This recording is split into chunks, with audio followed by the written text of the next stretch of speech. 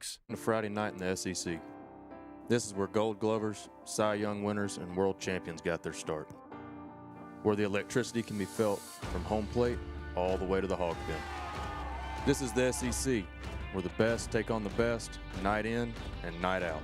And there's no better place to see it than right here at the best collegiate ballpark in America. Because when the lights come on, it's time for Razorback baseball at Baum-Walker Stadium.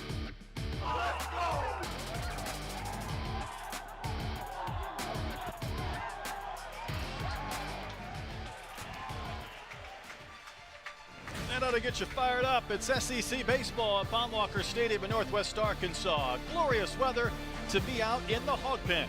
Mississippi State is in the house to begin a three-game set, a Friday night pitching matchup with Hagen Smith on the mound. Let's take a look at our SEC West standings. Two of these teams have been number one for a chunk of this season, Arkansas and A&M. But there's Mississippi State at 14-10 coming in at third.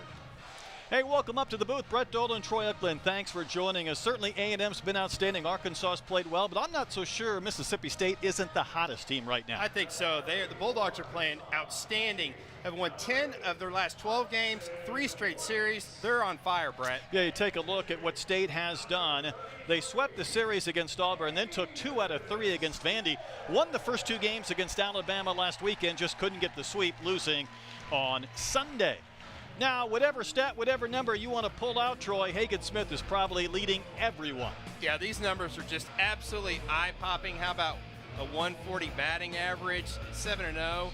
I mean, the 85 Ks, only 18 walks. I mean, it's just ridiculous. But then you can see what the rest of the staff's doing as well. Yeah, first 60 innings this year for Hagen Smith. He struck out 111 batters, gave up 26 hits. Chasing a few all-time records for Arkansas, trying to keep the Hogs perfect in the first game of series. And his season number is pretty impressive as well. Yeah, how about that whip of under 1? It's just ridiculous, the stuff that he's throwing up there this season. And again, he's going to be mid to upper 90s with that fastball, wipeout slider. He'll mix in the changeup as well. You don't see it very often, but he sometimes will throw it against right-handers. Certainly a challenge for a hot State team. Let's take a look at the Bulldogs lineup. Chance, Mershon, and Jordan, the top 3. Hines, the home run hitter, then Larry and Downs. Pulliam, Kohler, and Long round out the starting 9 for Chris Lemonis and Mississippi State. Great to be with you tonight. A 73-degree afternoon, bright sunshine, maybe even a little bit cool, but no rain. Hard to believe. Forecast this entire weekend. And what a big SEC weekend series. And Troy, it always feels like you get to this time of the year and these series mean everything when it comes to hosting and SEC championships and whatnot. Yeah, I think so. And really important series for both ball clubs. And you talked about how well Mississippi State's playing right now. Arkansas wants to stay in that top 8 seed to be able to host. And we're underway. Bryce Chance with a wave and a miss. Scott Klein, our plate umpire. Jeff Head at first. Kevin Sweeney at second. Damian Beal at third. And Chance will foul one right off Hudson White. You know, for Hagen Smith, it's been just amazing to watch him, whether it's the individual strikeout numbers per game, chasing Arkansas's all-time strikeout record, and just the dominance by with the way he has performed his duties this year, I think has had the scouts certainly just drooling with anticipation, but it's given the Razorbacks a chance to win that opening game of every series and then try and win the next day to claim the set. Yeah, I think so. It's just his ability to really go out and set the tone on the weekend. That was a slider that just missed away, and so far good at bat by Bryce Chance. He's definitely seeing some good pitches. What he doesn't do often is strike out. 11 Ks all year, and you've got the battle of a guy who doesn't strike out hardly at all against a pitcher who strikes out almost everybody. Something's got to give right here. Leads the nation in strikeouts per 9 innings, does Hagen Smith, and here's your payoff pitch, and it's fouled back and out of play. How about the velocity of Hagen Smith? At least here in the booth, we've had 99, 98, 98.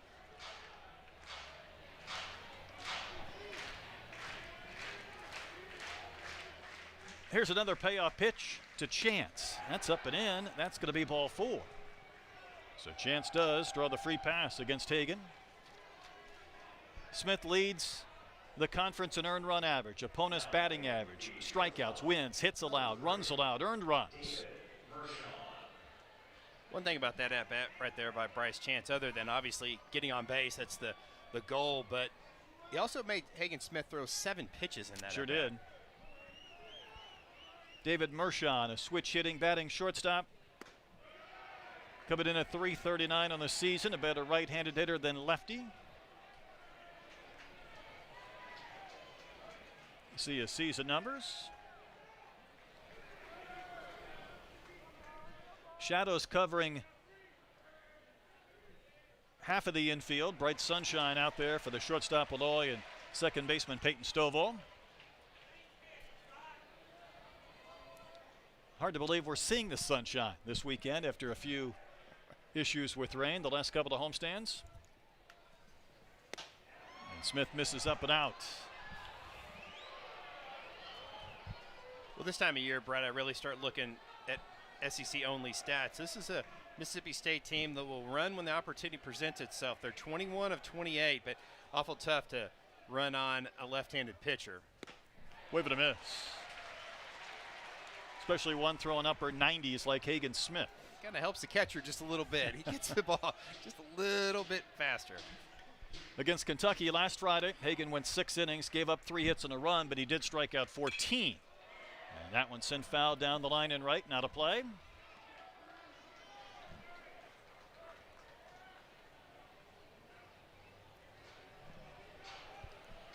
And what you wonder if you're Mississippi State, do you push the envelope a little bit? You know you're probably not going to score a lot of runs against Hagen Smith. You take some chances. The only X factor in tonight's game is the wind is blowing out to center field. 2-2 is tap foul.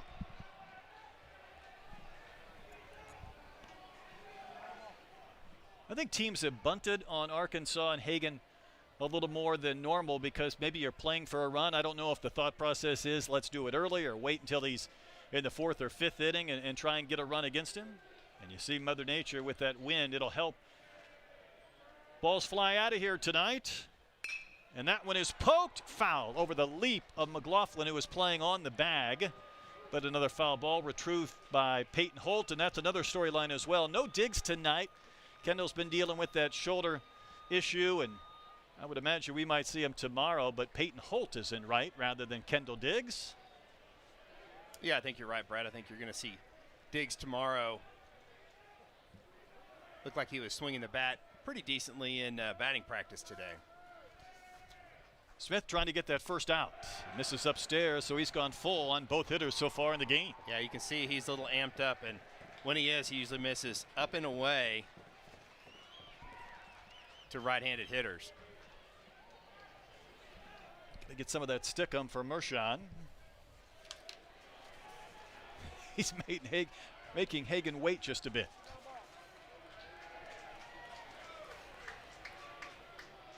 Last 10 games, Mershon has 14 hits. There's a flip to first, and Chance back in standing. Yeah, Mershon's a really scrappy hitter, hitting .339 on the season. Another payoff from Hagen. And again, ball 4, so back-to-back walks to Chance and Mershon to begin the game, and already a quick visit from Hudson White. Yeah, again, consistently missing up and away with that fastball. And again, when he is a little amped up, that's where he's going to miss. See the veteran Peyton Stovall coming in for this conversation as well. Well, State has forced Hagen to throw 16 pitches already, still nobody out. And again, this is a hot-hitting team as of late. They put up some pretty productive numbers offensively. And DVH already up on that top step, and a chance for the Bulldogs to break through. And this is a dangerous hitter in Dakota Jordan with those 16 home runs, and his batting average even 7th best in the conference. Yeah, you see his batting average right there. He's hitting .295 in conference play, but yeah, tremendous power, tremendous athlete. Pitch high again, so even after the quick visit, Hagen missing up in the zone, and he's trying to recalibrate on the fly a bit, settle down and get some outs.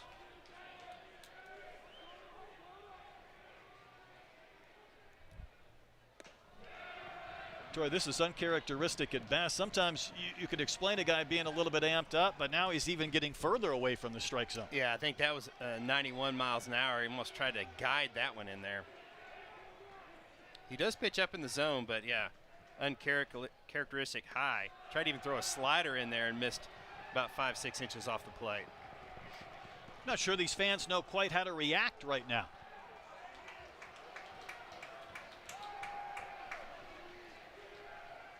Chance had the battle, drew the walk, then Mershon also followed with a free pass. It's 3-0 to Jordan.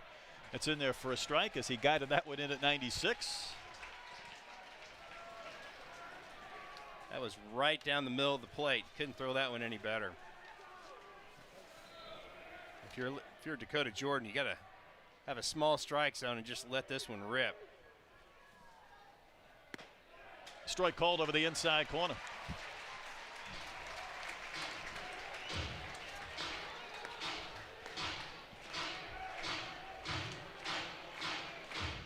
So Jordan has seen 5 pitches already in this sequence.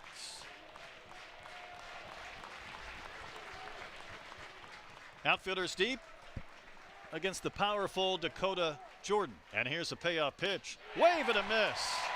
Jordan has struck out 64 times this year, second most in the conference, but he was ahead in the count 3-0 before Hagen battled back to get the first out.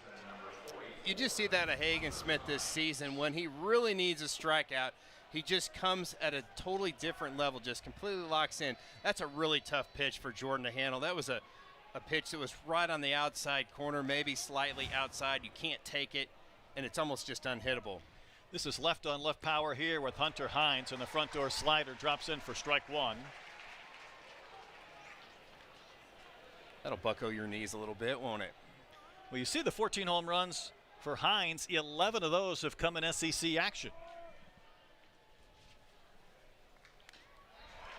That one fouled back. There is no Hyzak in the lineup today for Mississippi State. Maybe a little bit of surprise not to see Connor Hyzak, but Hunter Hines has done a lot of damage, not just this year, but over the course of his career. Yeah, great hitter, but he is only hitting .235 against lefties. How about .324 against righties? So a lot tougher facing a lefty like Hagen Smith.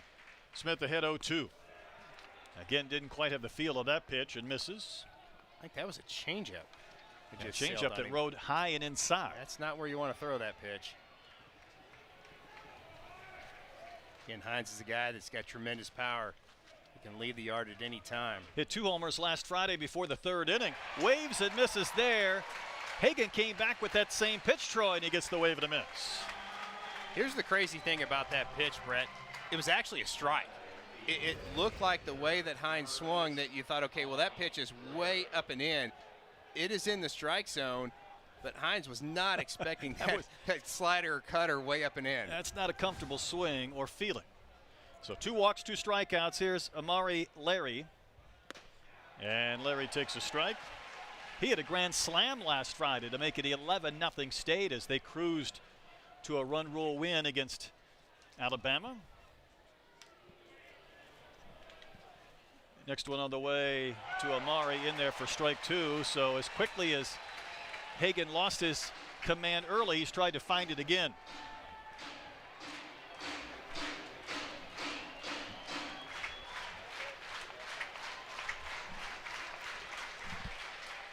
'29th pitch of the inning. I was curious what he might do, Troy, as he came right after Amani Larry, whether or not he would nibble just a bit ahead 0-2 or whether he try and finish him off to, limit having to throw even more pitches here in this busy first. He came back with a changeup right there. That's why Larry really pulled that thing into the dugout. Now you might see the fastball. 0-2. Cut on and missed. 2 walks followed by 3 strikeouts in a very eventful top of the first inning. That's what Hagen Smith does. When he really needs to bow his neck, he does. And how about 3 straight punch-outs for Bulldog hitters? Hogs coming up.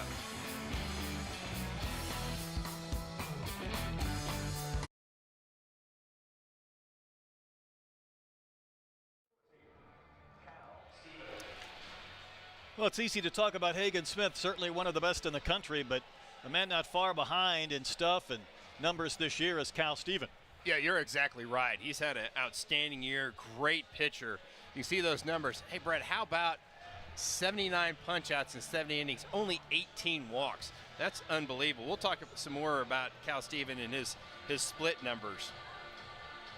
Our plate umpire out there looking at his glove already. Here's your lineup. It's Peyton Heavy at the top, and yes, Stovall moved from that leadoff spot to second. Then it's Sprague-Lott, Aloy, McLaughlin, Hudson White behind the plate catching Hagen, Helfrich the DH, Jason Jones in left, and Wilmsmeyer in center. And we'll talk about why Arkansas is loaded up on right-handed hitters against a right-handed pitcher.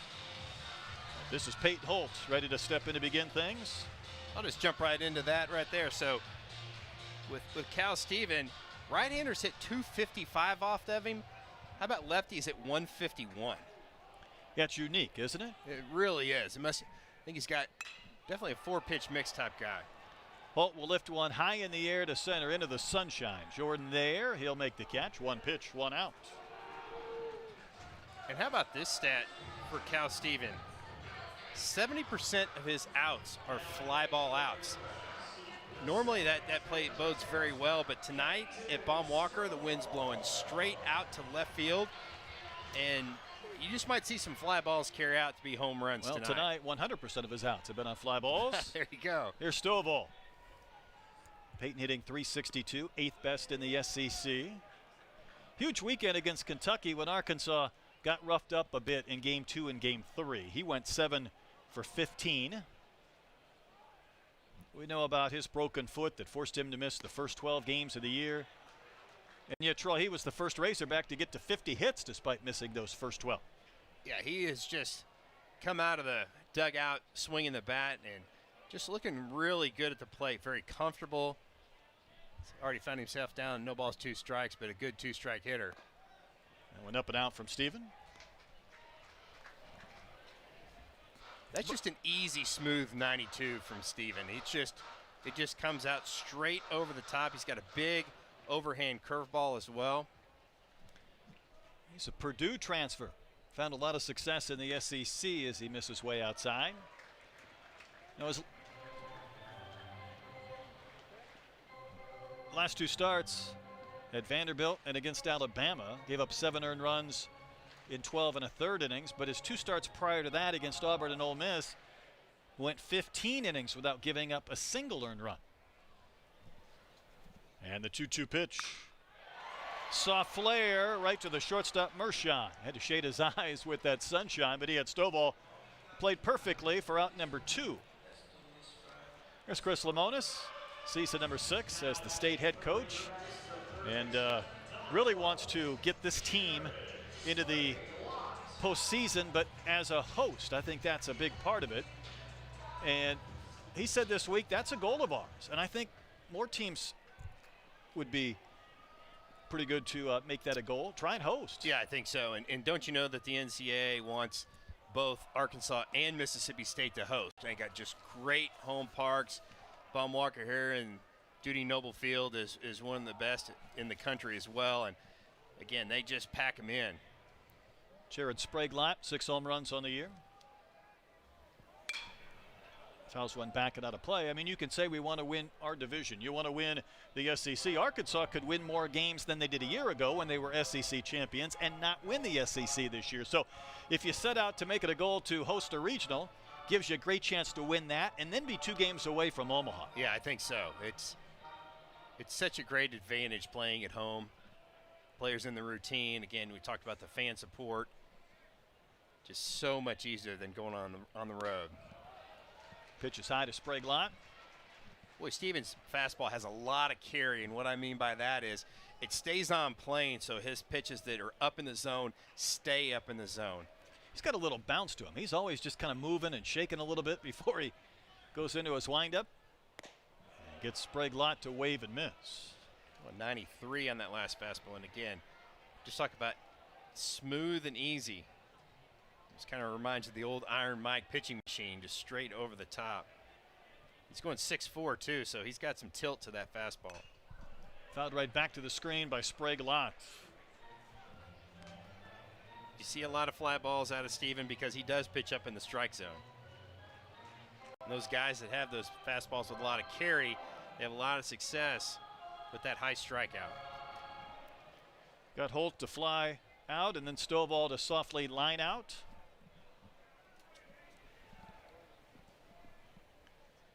And that pitch at the belt, strike 3 called, and Sprague-Lott disposed of. Steven with a bounce off the hill. Arkansas goes in order, no score after 1 inning from Baum Walker on a Friday night.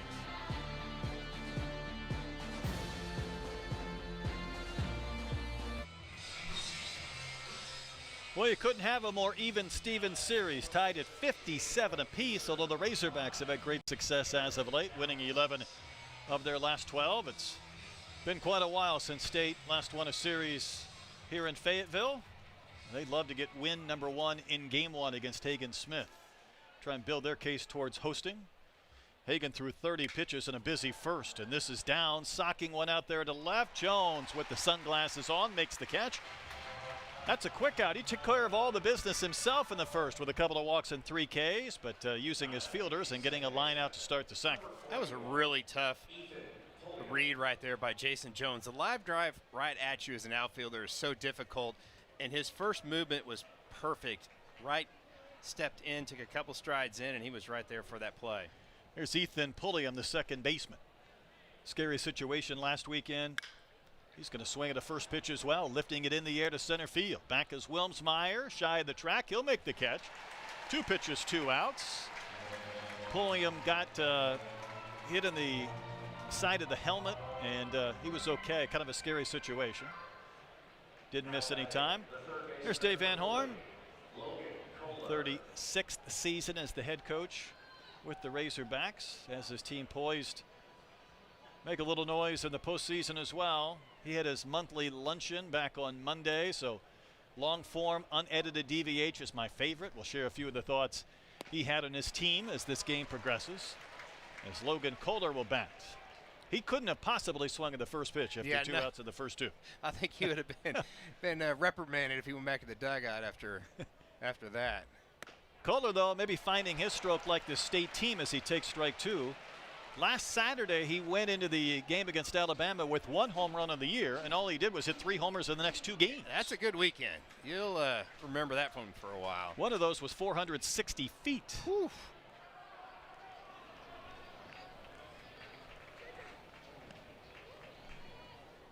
Would say Hagen trying to get a bounce back inning. He'd like to finish off Kohler as quickly as possible. Going to even out that pitch count a bit. 2 outs and 2 strikes, and the pitch to Kohler. Wave and a miss. That's 4 strikeouts for Hagen in the game, and he put forth a quick and perfect top of the second. It stayed in Arkansas on a Friday night here at Baum Walker.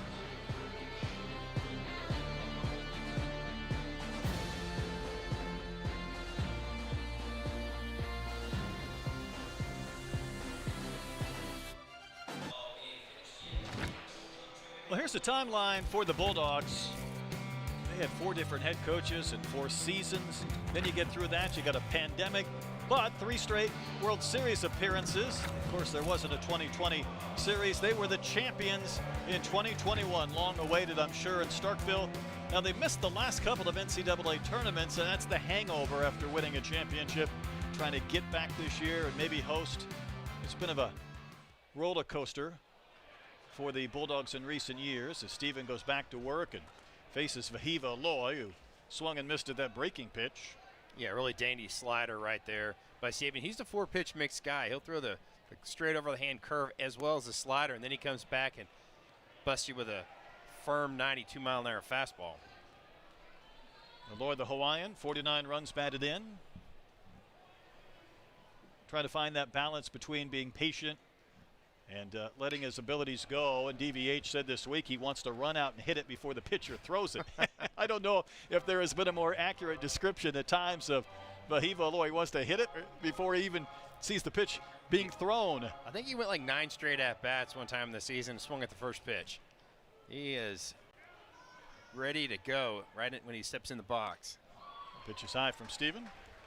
That's the strike that Steven gets. That's the swing and miss pitch. It's the fastball up in the zone. You think you can catch up to it, but it just got all that ride and just stays elevated. Indiana native, Purdue transfer. Well, again, he's got some nervous energy to him as he bounces on the mound and pitches to Aloy and gets him to chase and wave and miss. Second strikeout for Cal Steven. There's that high fastball, and again, even Steven got a little grin out of that one. Then kind of got away from him, but he got the strikeout. Well, that's chin high. That is up in the eyes, literally.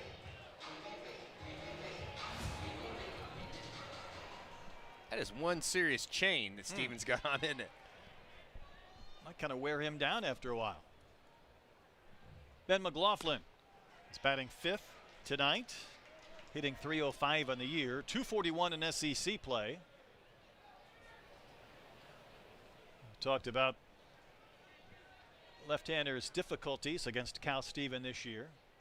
Hard not to put Ben in that lineup, however, and he's going to take a strike. And you think about Cal Steven, and we'll talk a lot about Hagen Smith. I think everybody does on a Thursday or Friday when he's pitching.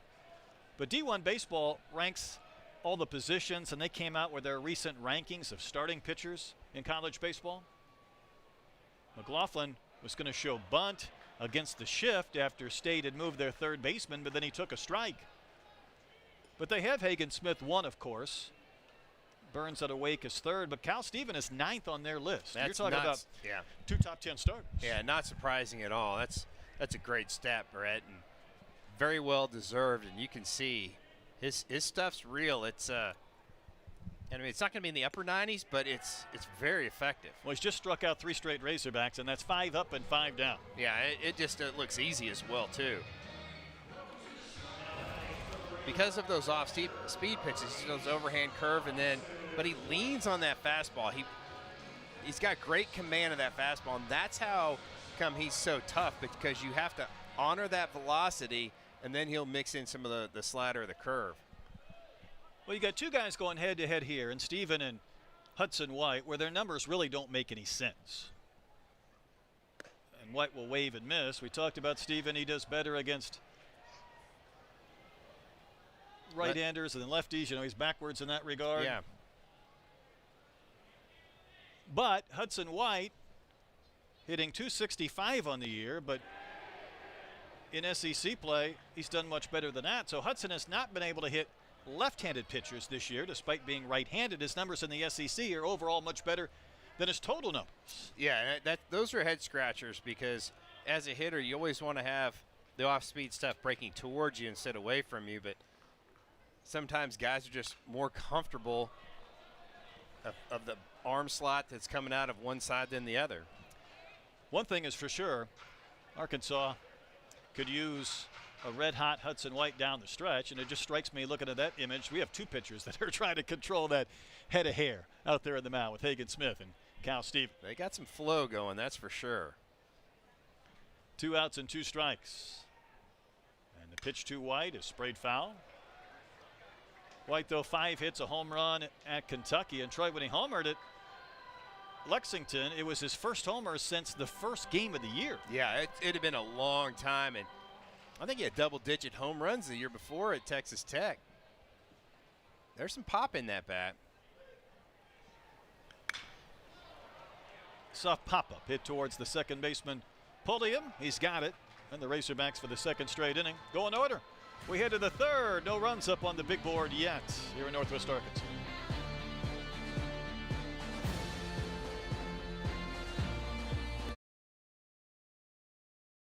I mean, Hagen throws 100 miles an hour with crazy takeoff, and he's not scared of the moment. So good luck to anybody. Like, it's probably going to be like another skiing situation. Like, he's just an absolute alien of a pitcher. How about Brady Tiger? That was back in February before the season started. He knew exactly what we were going to get. But after the dominance of Paul Skeens last year, Troy, you could make an argument in many categories. Hagen Smith, to this point, has been even better. Yeah, you're exactly right, especially when you look at the ERA, the strikeout percentage. It's just eye-popping. And tell you what, yeah, Brady Tiger, you might want to take him over across the border into Oklahoma and do a little gambling with him if he's got that kind of foresight. Maybe pick a stock or 2 for you. Johnny Long, the catcher, leads off the top of the 3rd inning. That was a feeble swing, and the count to ball and a strike. It's been amazing this year, though, to listen to the opposing head coaches before and after they have seen Hagen Smith on the mound against their team. It's been almost comical. And That one is outside. It was a couple of weeks ago at South Carolina that Mark Kingston said you could throw Hagen out there right now against the Boston Red Sox and he would have success. And then Nick Mingione last week in Kentucky took it to a different level. He said, listen, he's going to be the first pitcher taken in the draft. He's left-handed. He throws 100. And he said there aren't many of those guys walking around this planet. Yeah, that's a really good take from Coach Mingione. Coach Lemonis had nothing but big accolades to say, and that's just getting blown away right there. Again, it's just next level. I love alien. How'd you like to be talking about? You have alien type stuff. Well, Hagen couldn't find the strike zone for 3 batters, and yet he has struck out 5 of the first 9 he has faced without giving up a base hit. Yeah, 97 on the outside black. It's just not fair. I brought those comments up to Matt Hobbs' pitching coach today, and he said all true. And Hobbs has had some great comments as well. As Chance, the leadoff hitter, bats. And Hobbs has said, it's like you start to expect it, and then you have to check yourself, and you look around and you say, who else is doing this? And the answer, of course, no one. And based on what Skeens did last year, he's been at times even better than Skeens. Now, Skeens continued that dominance throughout the postseason. That's the one thing that Hagen will be tested with next week at A&M, and then maybe Hoover, the regionals, super regionals, who knows beyond that. Here's something crazy I don't think that a lot of people realize about Hagen Smith. He just turned 20 in August. Well, there's the first hit he's given up, as Chance will single into center field, a 1-out base hit here in the 3rd inning. Really good swing by Bryce Chance, and again, he's just really complete player and just kind of sets the tone for this lineup. That's just getting on top of a elevated fastball. It's really good swing. State has another base runner. David Mershon, the shortstop, who walked back in the first, will hit. But wouldn't you think that would bode well for Hagen Smith in the draft? Not only is he just amazing, but he's also a year younger for the most part than most guys that are juniors in college. And he didn't leave early. He's just really young for his grade. Yeah, I think all of that will play. And then there's a few other factors. I think it's the endorsements of Matt Hobbs and DVH that come into consideration as Mershon takes a strike, because Dave said, listen, all he wants to do, he doesn't care about the scouts. He doesn't care about where he's drafted. He wants to get stronger. He wants to get better, and he wants to win a championship. Right. And those are the intangibles, I think, regardless of what team you're on. You get excited because you want every player to have that same mentality. A pitch inside, a little bit low to Mershon. He came in to this game 21 strikeouts away from tying Arkansas's all-time strikeout record. Well, he's posted 5 to this point. And there's a wave and a miss. That pitch had some drop to it. Boy, it fell off the table, didn't it? 5 inches. I think that was a changeup. He's turned it over. He'll throw that changeup 84, 85. Sometimes he'll throw it in the upper 80s as well when he's a little amped up.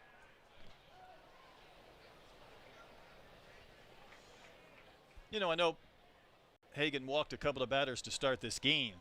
The one thing about his strikeout numbers, it hasn't come with a lot of walks.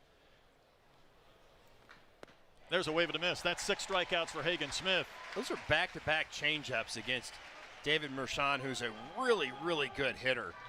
But you can see you've got to gear up for the 97, 98, 99 miles an hour, and then that thing just falls off the table.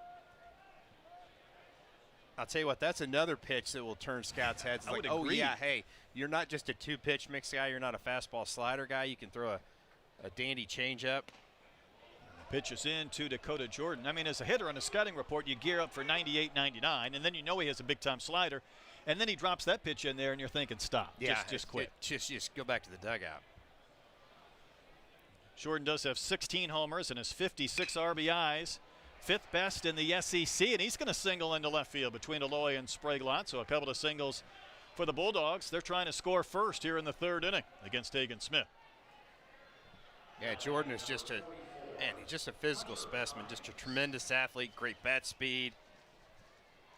You can see everything's kind of coming together this season for Dakota Jordan. Yeah, football player who's starting to play baseball more like a baseball guy. Hines will take strike 1. He waved and missed at an inside changeup back in the 1st. What were we told before the game? He's never had a hit here at Baumwalker? Yeah, I think so. He had only one series, 15 at-bats, but he's looking to get on the board. He'd like to do it now and drive it a run. It'd be a big opportunity for Hunter Hines. There's that changeup again by Hagen Smith. Now you got to let Peyton Holt run over there and get that baseball off the field. Hines had 22 homers a year ago, 52, which is 5th best in program history. And you know, maybe not in what order, but the top 2 guys in state home run lore, you don't even need names. You can just say Thunder and Light. There you go. Palmeiro and Clark. And if you don't know who those 2 guys are, then you don't follow college baseball. You can go find the documentary somewhere on an ESPN platform. There's Palmeiro and Clark. Top 2. Hines closing in.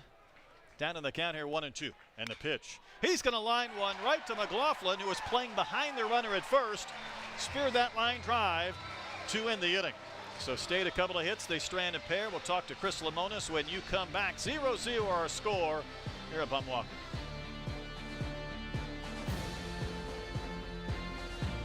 Don't just attend college, experience it. Learn by doing, because this matters.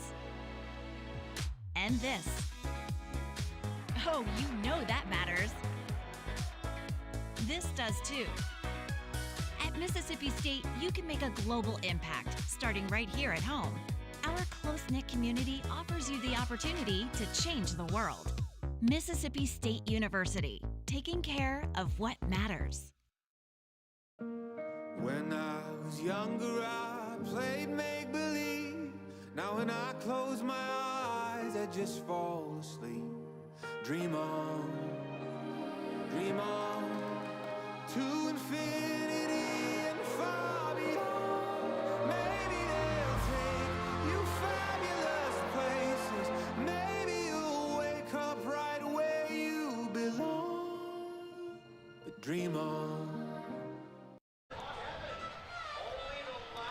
We go to the bottom of the 3rd at Baumwalker. Chris Lemonis joins us down from the dugout. Coach, you've had a little traffic against Hagen Smith. Haven't been able to push across the run. I know sometimes you don't know how many opportunities you might get early against a guy like that. Yeah, that first inning was tough. I mean, he was searching for it, and then he found it.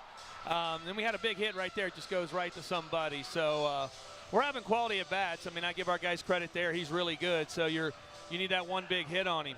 Well, talking about really good pitchers, Coach, how about Cal Steven? He is a guy that has just been doing it all year long. Just talk about your right-hander. Yeah, just big, mean country kid. So he likes to compete, and he's out there competing again tonight. He's done it for us all year long.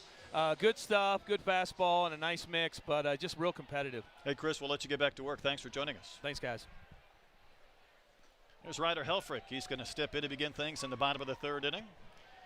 Really enjoyed our conversation with Chris Lemonis before the game, and we have the first 2 of this series. The network boys will have Sunday's contest, and of course, having been in the NCAA tournament the last couple of years, coming off that championship, and we know Arkansas, Troy, chasing that elusive first national championship. And what I wanted to know from him today is, once you win that, do you get a little bit of grace, or does it only kind of ratchet up the expectations where anything short of the College World Series can be a bit of a disappointment? And I think he said, listen, we walk the same walk Arkansas does. It's high expectations, and there aren't a lot of these schools in the country that can say that. Yeah, I think so. I mean, just really 2 great fan bases, but 2 fan bases with tremendous high expectations, Indeed. just like you said.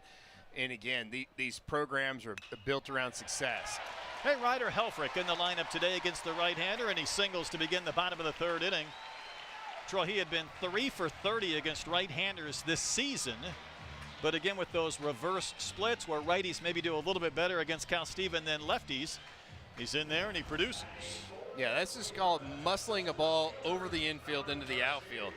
That is a big, strong freshman, and again, he didn't hit that ball. How about 79 miles an hour exit velocity? But hey, it looks pretty in the book to Ryder Helfrich. And it brings up Jason Jones, getting a start. 57 at bats on the year for Jason. And that pitch carries off the corner. Troy, I think the unique composition of this lineup tonight for Arkansas with the righties and lefties, as we explained, but it's a little bit unusual maybe to have your DH batting 7th, or a hitter with power batting 8th. It's kind of where Arkansas is right now. As Jones will muscle one out there to right center, and Jordan will camp under it and make the catch for the first out. Well, Kendall Diggs not in the lineup today, maybe tomorrow, but you know, DVH has said, I'd like to play the same 9 or 10 guys the rest of the year, but I don't think he's in that position quite yet to know who those guys are. Yeah, this the kind of the inconsistency of the outfield positions is what's really a head scratcher so far for DVH. But yeah, you're talking about, you know, like I said, right-handers hitting 255 against Cal Stephen, lefties only 151, and also those 70% fly ball outs. So with the wind blowing out, I think DVH was thinking, hey, you've got a guy like Jones or Helfrich that might just hit a fly ball that'll blow out of the yard. Ty Wilmsmeyer, though, batting 9th, and he's 0 for his last 21 at 186 on the year, so he'd like to get a couple of base hits and change those numbers. Steven out of the stretch.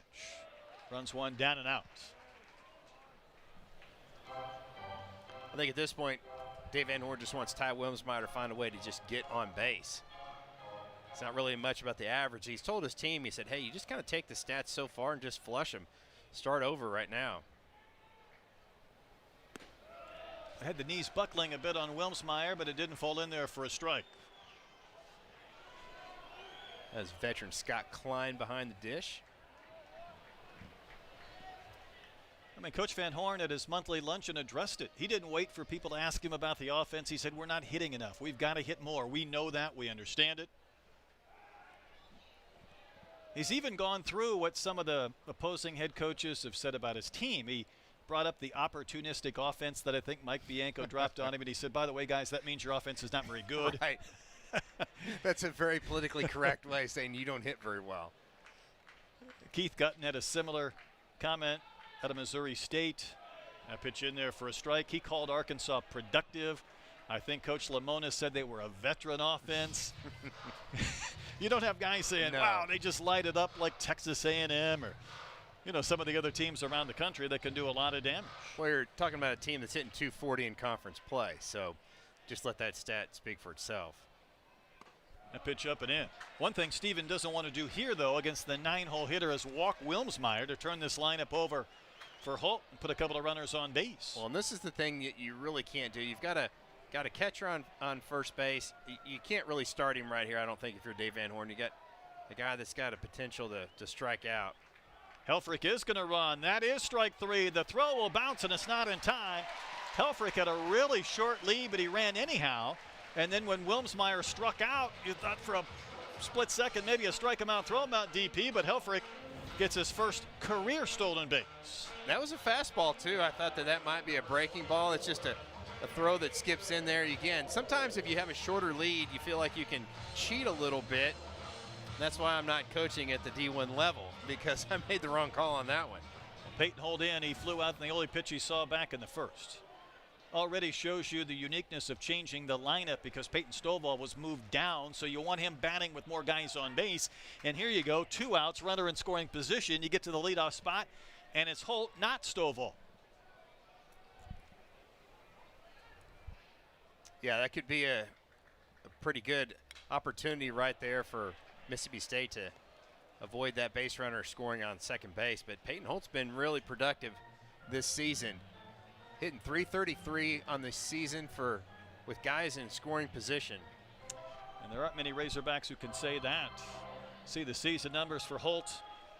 The second baseman who's played some third, who's played some left, who's played some center, and played some right.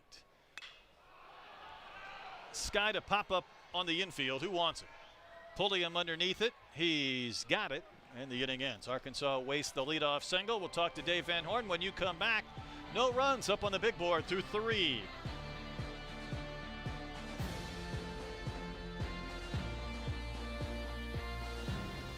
When are sports more than sports? When your highlight reel opens the door to 4 years of higher education, 0 student loan debt, and NIL earning potential. When your stats include free room and board, nutrition and mental health support, plus medical care with extended coverage. And when your experiences, friendships, and development put you in the win column for life. For college athletes, sports just mean more.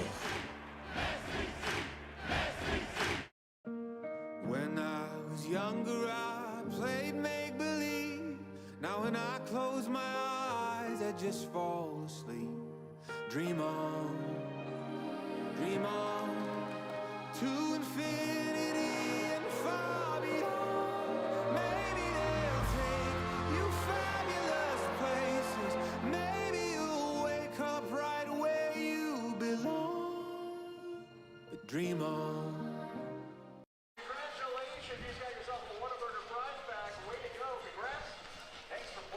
We go to the top of the fourth inning. Dave Van Horn joins us in a scoreless game. And Dave, this week at some of your media availabilities, you talked about your offense, where they're at, where you'd like them to be going forward. I'm curious, when you got a guy like Hagen Smith on the mound, do you coach or manage any differently when your offense isn't clicking to try and get that lead or try and get an early run? Oh, for sure. You know, we're going to bunt people over or do what we got to do just to try to get in scoring position. You know, we had a runner on with one out. Didn't really have we got him in scoring position. We just didn't get the big hit. But, you know, this is definitely a pitcher's duel right now. Coach, I know Hagen Smith is just outstanding, but just talk what he does. He walks the first two batters. He just flips it into a whole different gear with runners on. He does. You know, the really good ones, they do. They flip the switch with runners in scoring position and just seem to find a way. That's why they get the reputation that they have, because they get it done with the runners on. No doubt, Dave. Hey, thanks for your time. Okay, see you guys.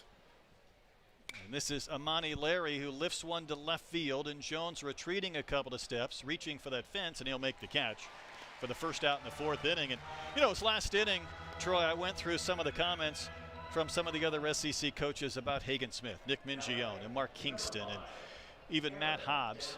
At that luncheon this week, though, DVH kind of threw out a line late that I think caught my attention. He said, listen, I've been here a long time. I've had a lot of great pitchers. I haven't had one as great as Hagen Smith. Yeah, you're right. There's some outstanding pitchers that have come through this Razorback program. And, again, he's just next level. And I agree. He's a guy like a Paul Skeens that next year he can have a pit stop in the minors, and then he could bounce right up to the show. Boy, that was a ball that I think completely missed Hudson White and got Scott Klein on the ankle. That wasn't much fun. No. Downs was trying to get out of the way. Hudson White didn't spear it. Scott Klein wore it. And his colleagues checking in to make sure he's okay, and even Hagen saying, sorry about that, where'd it get you? Who says umpires aren't tough? Man, I'm telling you what. Got to take some for the team right there. Yeah, he's going to try and walk this one off, and it may take a week before he can do that.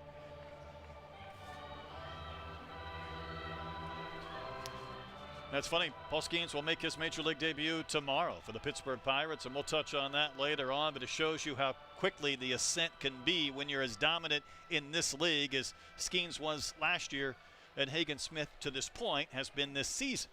Well, I think so. There's been a lot of comparisons to SEC baseball to AA baseball. I think that's pretty accurate. Just the talent level in this league is just off the charts. This is a battle, though, tonight between these two teams and these two pitchers. And the 1-2 pitch. Wave and a miss. Hagen Smith gets strikeout number 7. One thing about Hagen Smith is he starts on the first base side of the rubber. So the ball is coming out, almost feels like the second baseman's pitching it. And that just has some serious sweep and drop. That wasn't much fun either. And this is Pulliam. Flew out to center his only time in. He's up there hacking, takes a wave and a miss. Seen a lot more change-ups, especially to right-handers, early on the count by Hudson White. And that's one thing that one of the features of why Hudson White wanted to pick Arkansas to transfer to. He's like, hey, I want to call my own game. You do it at the next level. Arkansas is one of the few programs that lets the catchers call the pitches, and it's really a feel. It's kind of an art to call a game. A couple of quick outs this inning and a couple of quick strikes on Pulliam. Wave and a miss. Hagen Smith has struck out 8 through 4 scoreless innings, and he's right back on his game, Troy. How about coming back with a 97 miles an hour fastball in the outside corner? Unhittable by Hagen Smith.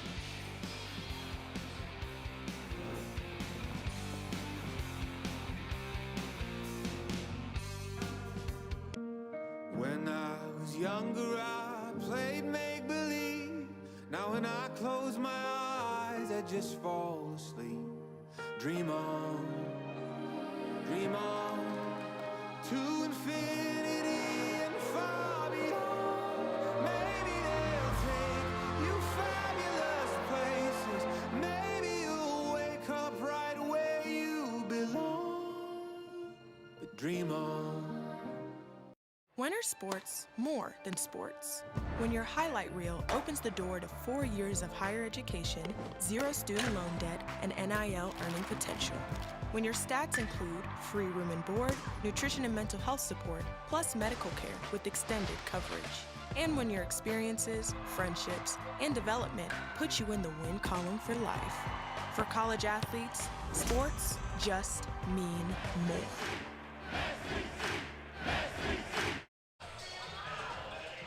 Oh, it's a beautiful night at Baum-Walker Stadium. Opening game of this 3-game SEC set between Mississippi State and Arkansas. Hey, Coach Cal is making some friends on the concourse this evening. I bet he can't walk 2 feet without being stopped. About 300 photos on the concourse. He threw out the first pitch in the last home series, and I would say he threw a strike. Yeah, looked really good. Peyton Stovall is going to lead off the bottom of the 4th against Cal Stephen. Stovall, Sprague-Lott, and Alloy. Arkansas has just 1 hit, State a pair of hits, and this is very much a Friday night pitching matchup in this conference. And Stovall to line softly to short his previous time in, pops one up, and Kohler at third. Had to stagger a bit, but he made the catch. And listen, Arkansas's offense has been the elephant in the room, if you will, the topic of conversation for a team that has been #1 for a chunk of this year. And Troy, you mentioned this team in SEC only games hitting .240, and the only teams below that are Florida and Missouri. But you know what really kind of jumps out at me? Mississippi State's 34 points higher in batting average in league games than are the Razorbacks, but really I think it's with runners on base and runners in scoring position where it starts to get a little bit murky as Sprague-Lott bats. For example, with runners on base in the SEC, Arkansas is hitting .230, State's hitting .325. Wow. With runners in scoring position, Arkansas is hitting .195, State .332. That one's out there to left center field. Dakota Jordan circled around it, played it on the bounce. And Sprague-Lott with the 1-out single, the second base hit for the Razorbacks tonight. So they don't have a runner in scoring position yet, but they do have a runner on base. Really good swing by Sprague-Lott, but what a great play by Dakota Jordan. You can see his athleticism right here. Off the bat, you think, okay, that ball's going to be a double for Jared Sprague-Lott. Look at Jordan get around that baseball and get it in a hurry, and that could be a run-saving play in this inning. Next in is Vahiva Alloy. Went down on strikes back in the second, swung at a pitch at his eyes, and Cade against Cal Stephen.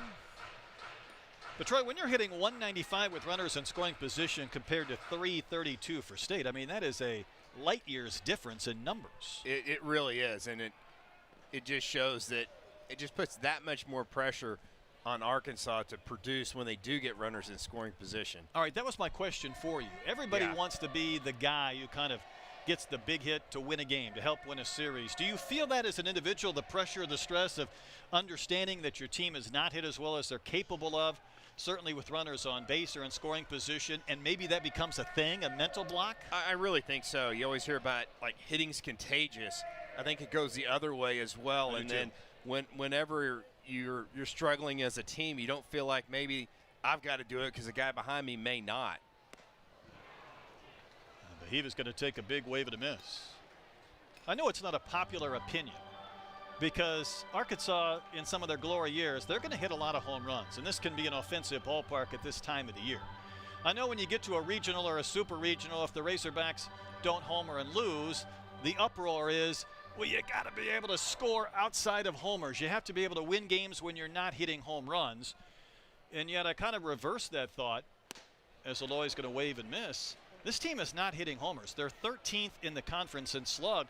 It's really hard on these nights to get 3 or 4 hits in an inning, and when you're not hitting the long ball, it's going to be hard to score. It really is, and the quality pitching is so good, and that's why you've seen Hagen Smith win 1-0, 2-1. those really nail biters. Hey, Steven threw that same pitch to Aloy to see if he might chase again. He did not. 2-2. So we saw Arkansas run with a Ryder Helfrich at first. Still just a 2-ball, 2-strike count. Steven, the pause, set at his belt. And here's the pitch to Aloy. Hard hit. It's off the tip of the glove on a bounce by Mershon. Sprague-Lott can only move up 90 feet. 99 off the bat of Aloy. He's got a brand new Dragon bat he broke out today, and it's got a base hit. Arkansas with a pair of runners on base in this fourth. Well, that ball's just scorched by Vahiva Aloy. Not quite up in the zone as much as his last strikeout, and that's a ball that Mershon almost gets to. It's one of those plays that if you're a State fan, you wish Mershon was about 6'3". That's right. Well, we're going to put these numbers to the test because Arkansas does indeed have a runner in scoring position for McLaughlin. He struck out his only time in. And the pitch from Steven. Lifted to center, Jordan pursuing. He's got plenty of room shy of the track. He's going to make the catch. Sprague-Lott is going to tag. He's going to go to third. The throw's offline. Arkansas now has runners on the corners, but 2 outs in the fourth inning. McLaughlin jumping that first pitch, hit it fairly well, but again, just another fly ball out. That's what that man does right there in Cal Steven.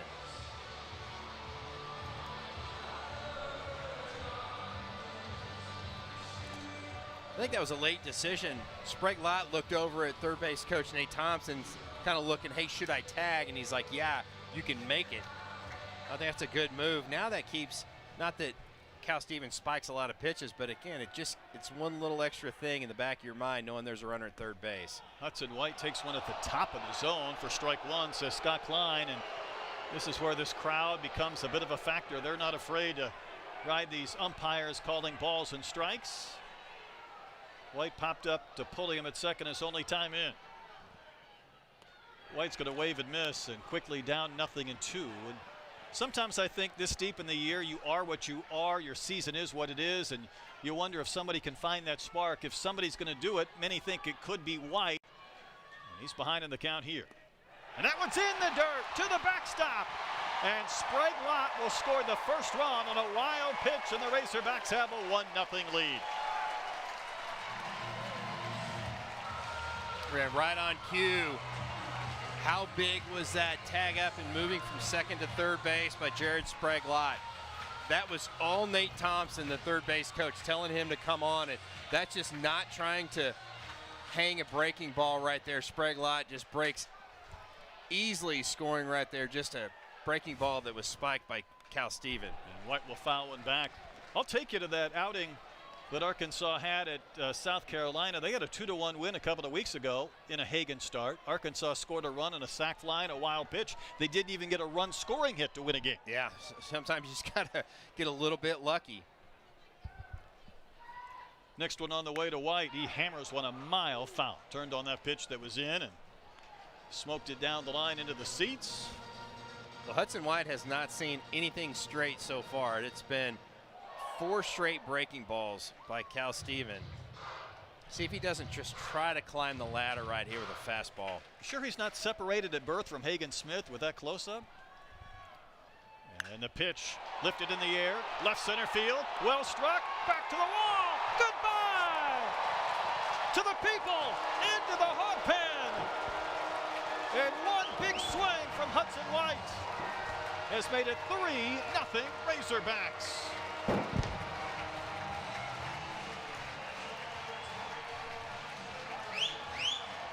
Really big swing. On opening day, Troy, and didn't homer again until this past weekend, but maybe he's found that long ball stroke. Yeah, just a really big swing by Hudson White. I think that's a fastball that Cal Steven normally throws up out of the zone.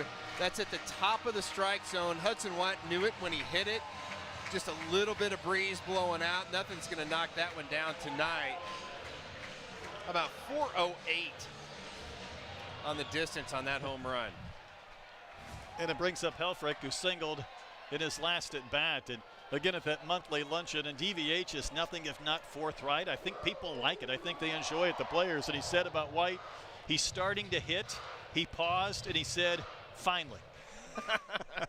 Yeah, they thought they had a really good hitting catcher in Hudson White. Helfrich gets one a mile in the air, and this one will bend and be back in the seats and out of play.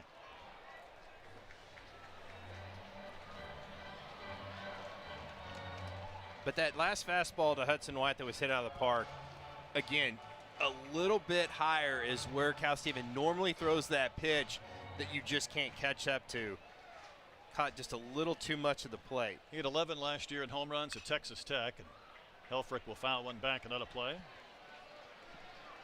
Keep in mind, sometimes White will catch Hagen Smith because they were on the same youth ball teams together, but Hudson wasn't trying to catch him then. He was out at shortstop watching Hagen Smith work. Hey, that gorilla in the dugout hasn't had much activity lately. Usually the home run hitter puts on a gorilla mask and he grabs the gorilla. He's been a lonely gorilla lately. Helfrich hits one high in the air to left. I don't think Chance saw it right away. He comes sprinting on and will make the catch to end the inning. So Arkansas able to break through a bit in the fourth inning. Got a run on a 2-out wild pitch. And then Hudson White with a 2-run bomb. Hagen, there's your runs. I'm sure someone's saying that. When I was younger, I played make-believe. Now when I close my eyes, I just fall asleep. Dream on, to infinity and far beyond. Maybe they'll take you fabulous places. Maybe you'll wake up right where you belong. But dream on. When are sports more than sports? When your highlight reel opens the door to 4 years of higher education, 0 student loan debt, and NIL earning potential. When your stats include free room and board, nutrition and mental health support, plus medical care with extended coverage. And when your experiences, friendships, and development put you in the win column for life. For college athletes, sports just mean more. Take a look at some of your NCAA headlines. Tennessee, the new #1 team in the country. They average almost 10 runs a game, and their pitching is right up there at the top. Indiana State, they're red hot. Charlie Condon, 34th home run of the season. Ridiculous. The new BB-Core era record, passing what Caglione did last year. And he's also homered in 8 straight games after Cags went 9 straight in 10 of 11. It's just next level by Charlie Condon. It's just, it's crazy. The crazy thing about Condon is not only is he hitting bombs, but the guy's incredibly athletic. Hey, we want to put you in the outfield today. Okay, any outfield position. We're going to play at first base today. Okay, well, he's great over there too. Super athletic. It's just, it's crazy. As Logan Kohler bats here in the top of the 5th inning. We talked about Hagen and Paul Skeens a couple of innings ago, and where these guys are having performances where you can say this is a once every 15-year type of season, and they've happened back to back. We're seeing that type of position player year with Condon and Caglione, and that's not even talking about the guys like Jace Lavalette and Braden Montgomery with A&M that Arkansas will see next year. And I mean, these guys are otherworldly. Oh yeah, it's really sad for the guys that are having outstanding years, like the two guys you just named, Montgomery and Lavalette from A&M, because they're difference makers. There is probably the most talent, I think, as far as like top picks and first-round picks in this year's SEC than I've seen in a while, and that's a tough statement. Count is full to Logan Kohler leading off this 5th inning. Hagen Smith has struck out 8 hitters already tonight.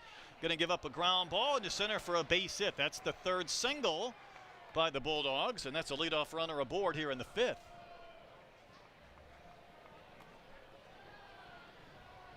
I mean, last year Caglione had 33 home runs, and he had a grand slam here on a day in which Arkansas intentionally walked him 4 times. And after he hit the slam, DVH said, I should have walked him to force in a run. Yeah. And yet Condon's numbers, Troy, look at the OPS and the homers and the runs batted in. He's homering once every 5.5 at bats. Well, that was, and you looked at Caglione's numbers, that was in 71 games, obviously a complete season. But that's 48 games by Charlie Condon, and there's no telling what he's going to do for the rest of the year. Johnny Long struck out back in the 3rd. Really not a sacrifice situation here, and he's going to pop one up First base side, McLaughlin over for a look, and it's out of play. You know, when Condon got off to this amazing start, I think everybody said, hey, this is going to be your Golden Spikes winner. And when Caglione came through here a couple of weeks ago, and he had homered in 10 of 11 games, and he was their best pitcher, I thought, who knows, maybe that two-way status of Caglione was going to give him a chance to win that award. But then Condon's gone crazy again, so I don't see how he can't win it. And what an amazing group of talented players in this conference this season. And how about that? This is the first time I've seen a elbow guard timeout. Our plate umpire Scott Klein said, hey, wait a minute, your elbow guard came loose. You got the strap hanging. You better you got to flap down. You got to fix that. Look at that swing right there from Johnny Long, that stance. You know, that reminded me of somebody I've seen in the big leagues, Jason Kipnis, Troy, of Cleveland. And Kipnis wasn't quite that open, but he held that bat almost horizontal with the ground. What do you think? You know, I think a lot of times you see guys do that. I actually did something pretty similar after my freshman year. Is if you have a bad habit of wrapping that bat, the barrel around the back of your head, if you lay that bat flat, then when you kind of cock, it gets into a better hitting position.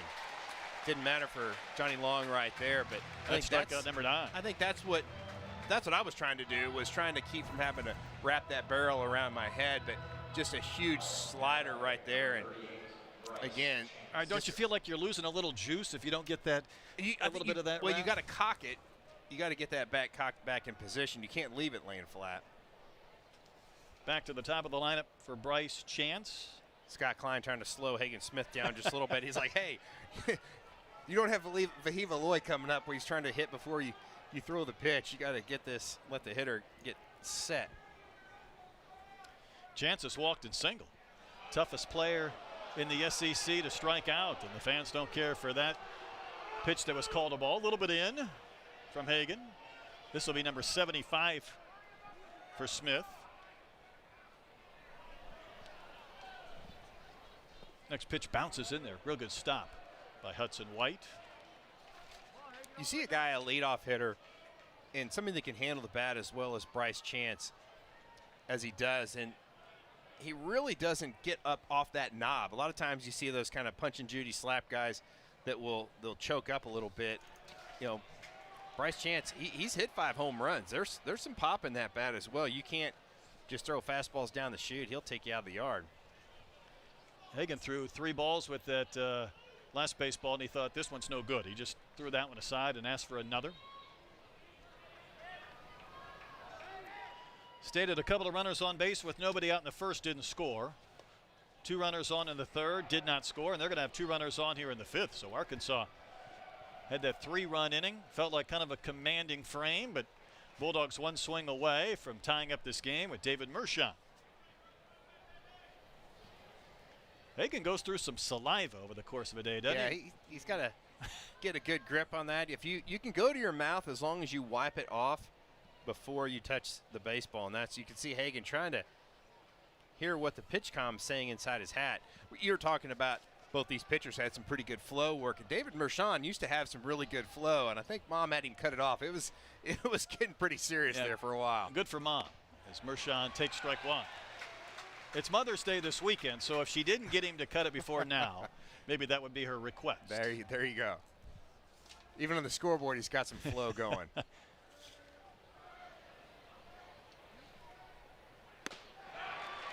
Takes strike 2. He's had 7 members of his family that have played at the college level or higher.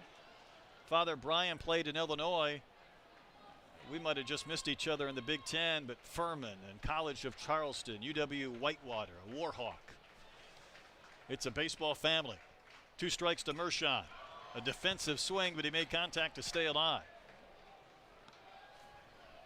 If you're Mershon, you know, he walks the batter before you and Chance on 4 pitches. And then he comes back and pumps 2 right in the zone against you. You're like, hey, what do I have to do to get the pitch outside the zone? Well, that is a crouch as well from Mershon. Once again, spoiled that pitch from Hagen.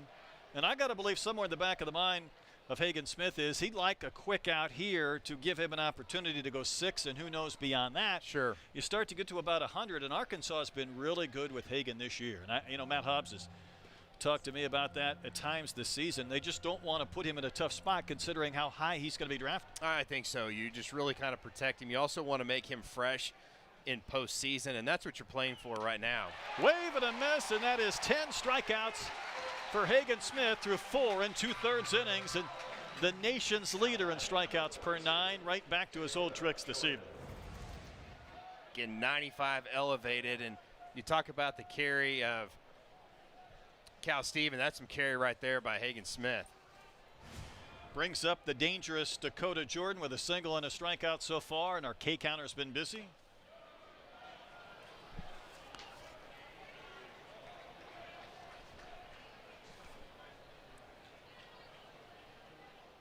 Jordan had 10 homers a year ago, 16 this season. Homered last year against the Razorbacks.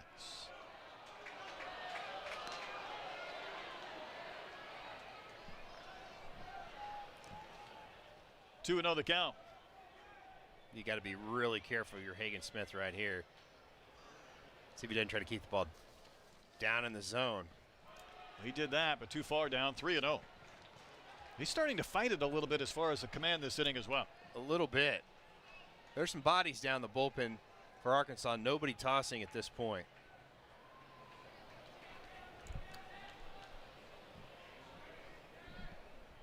Three and 0 to Jordan. And that is a 4-pitch walk to load the bases for Hunter Hines. I think this is a much better matchup for Hagen Smith going up against Hunter Hines, who's a great hitter. But again, Dakota Jordan hitting .369, 16 bombs. Now you got the left-on-left matchup. I know you have no room for error. Remember, Hines had a line drive bullet right at Ben McLaughlin back in the third with a couple of runners on base. McLaughlin playing behind Jordan again. Bases full of Bulldogs. And Hines up there hacking, fouls one right back. Another thing we talk about what the scouts like. How about that last fastball, 96 miles an hour up here in the booth.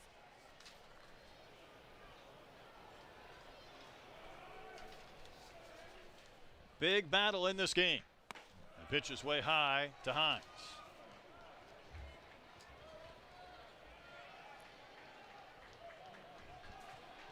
.52 career home runs.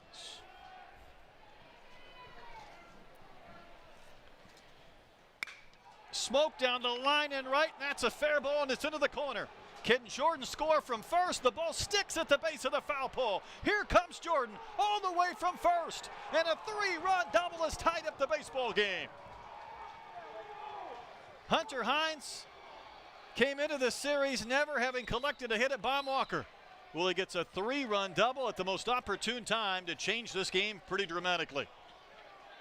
Well, pair of walks by Hagen Smith came back to bite him right there. Hunter Hines, that's a slider up and in. That was left right over the heart of the plate. Hunter Hines does not miss it. I think Dakota Jordan's going to score anyway, but you see that ball stick, and really when that happened, no chance for a play at the plate. And just no love for Holtz on the carom. No, Amani Larry can put Mississippi State in front. Arkansas with that 3-run fourth inning, they were feeling pretty good, and all of a sudden it's a 3-3 game, and the Bulldogs trying to take their first lead.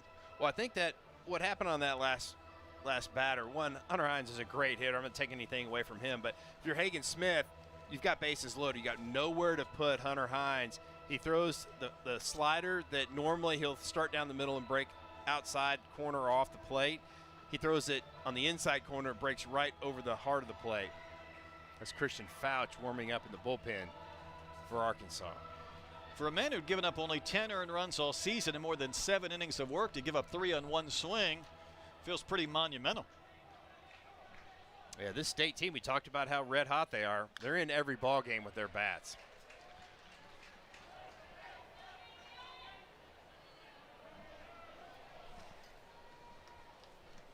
Larry flew out to left back in the fourth inning.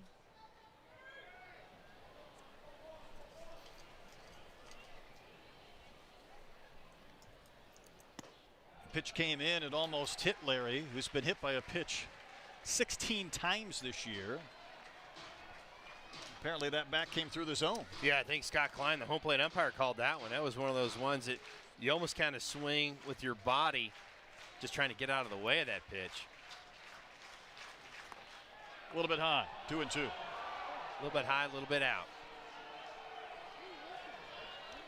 A pitch count all the way up to 93 now for Smith, trying to get through 5 innings. Now trying to maintain a tie game. And that is a wave and a miss. White's going to have to complete the strikeout with a throw to first. So 11 Ks for Hagen Smith, but a 3-run double from Hunter Hines has tied up the game. Halfway done from Pom Walker.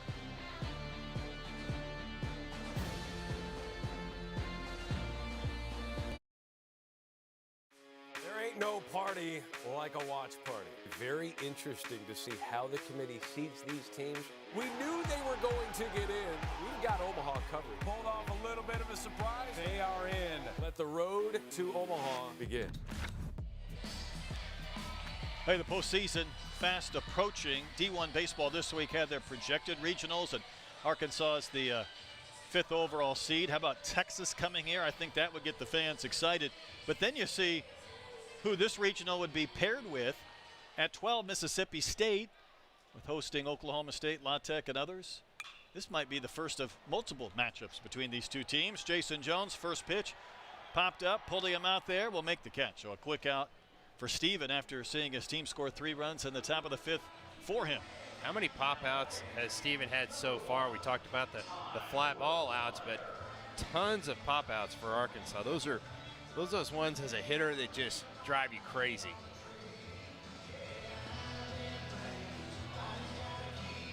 Here's Ty Wilmsmeyer, struck out looking back in the 3rd inning. 0 for his last 22. And takes a pitch a little bit high for a ball. We talked about Arkansas kind of pressing to score runs and hit homers, and they get the 3 runs in the 4th for maybe the best pitcher on the planet. And then Troy State answers with that 3-run double from Hines. So it does feel like the momentum has swung and the crowd's a little bit unsure how to react right now. Yeah, I think so. Just almost shocked to see Hagen Smith give up a 3-run double. But that can change in one swing or just a couple big plays. But you're right. This is going to be a battle all weekend. 2 really high-quality programs and teams. Here's the 1-2. There's another pop-up. Hines crosses into foul territory, makes the catch, 2 outs. Think you could handle 3 games against the Bulldogs and then maybe 3 more games in a super regional? I guess that would mean both teams would have won their regional. Yeah, that'd be fun. I think the fans would love it. Think they like the Texas Longhorns coming here for a postseason regional? Don't you know? There's a lot of buzz going on around that at what those projections look like. DVH steps out of the dugout trying to get the attention of Peyton Holt, and I think he's going to call an offensive timeout. And I've said this before, for the longest time, these fans here at Baum Walker, they hated these offensive timeouts from Jay Johnson and LSU and company. And I felt like now if you can't beat them, join them. Sure. Arkansas has taken their cracks at a few of these. Well, you've got a couple pop-outs. So you want to slow down Cal Stevens, the pitcher. He's already on a roll. But you also want to sit there and go, hey, you've got to see the ball down in the zone on this guy because that's what he'll do. He'll induce fly balls and pop outs. Scott Klein over to speed along the proceedings.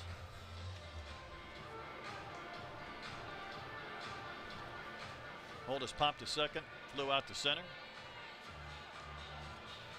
You know, Peyton Holt, try this one on for size. Troy, we talked about him playing second and third and left and center and right. He's hit in 8 different spots in the batting lineup this year. Some versatility. I feel like he needs to go for all 9 at some point. Just check everything off his list. Put him behind the dish. See what he can do.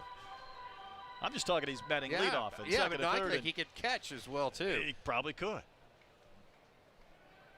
Base is empty, 2 outs, and Steven looking for a real quick inning. And that pitch down the middle for a called strike at 91. That might be one of those, hey, take till you get a strike and then let's turn it loose. Steven back to that rocking windup. And Holt will pop that one up, but it'll twist and be out of play to the first base side of the stands. How about Cal Steven? It's 69 pitches. How about 48 strikes, only 21 balls? It's filling up the zone. The heavy chain hasn't affected him at all so far. Not weighted him down. He can barely see with that glove up in front of his mouth and nose. And that's a wave and a miss. So Peyton Holt down on strikes. Just what Steven and the Bulldogs wanted. A 1-2-3 fifth. 3-3 our score. On to the sixth.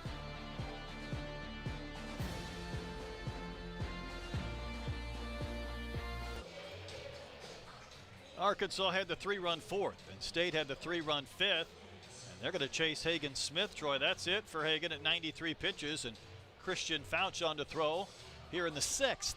Yeah, I think, like you said, I think that's a good move by Arkansas because you could see him getting up to 110, 115 pitches pretty easy if he didn't have a quick inning. So they're going to go to the big right-hander, Christian Fouch, and we talked about the special stuff Hagen Smith has. Christian Fouch, he'll sit in the mid to upper 90s with that fastball. He's hit 101, I think, this year. He'll throw a splitter as well and a cutter. You can see some pretty big-time numbers. Sometimes command can be a little bit of an issue for Christian Fouch. Curious if he might be called upon to go multiple innings here tonight. And Hagen Smith fought it a bit with that command and the 4 walks and 94 pitches. And Troy, considering how perfect he has been at times this year, this one has a little different feel for Hagen, I'm sure. Yeah, I think so. You can see kind of shaking his head right there. And again, the command, those walks really push that pitch count up. Credit Mississippi State and the Bulldog hitters for really laying off those pitches outside the zone. But the big swing by Hunter Hines on a slider, for Hagen Smith, it was kind of a get-me-over slider. That was one that he had bases loaded, and Hines took advantage of it, jumped on it, and ripped one down the right field line. 6, 7, and 8 in the sixth, and this is Aaron Downs. He struck out and lined to left. Well, it doesn't get any easier for Bulldog hitters. How about Fouch coming out first pitch 98? He closed the game a couple of weekends ago when Arkansas played a doubleheader against Florida. Got the last batter to get the save. He threw 6 pitches. All of them were over 100 that day. Yeah. It's elite stuff, no doubt. And one of the big things they did with Christian Fouch is his fastball runs so much now that they've got him on a 2-seamer that they moved his foot placement to the middle of the rubber, just trying to get him to throw the ball right down the middle of the zone. You see sometimes that pitch will sail, but it's like we'll just try to get him as straight as we possibly can and just throw it straight and let the run do its thing. He's behind Aaron Downs, 2-1. Downs born in Pella, Iowa. Went to high school in Mississippi. Count 3-1. So State has been patient against some of these Arkansas pitches and now pitchers.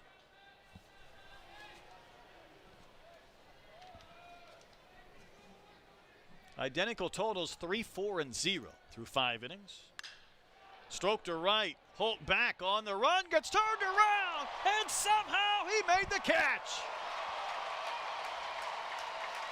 Peyton Holt finds a way to provide some drama each and every game, even when maybe he overran the baseball at first blush.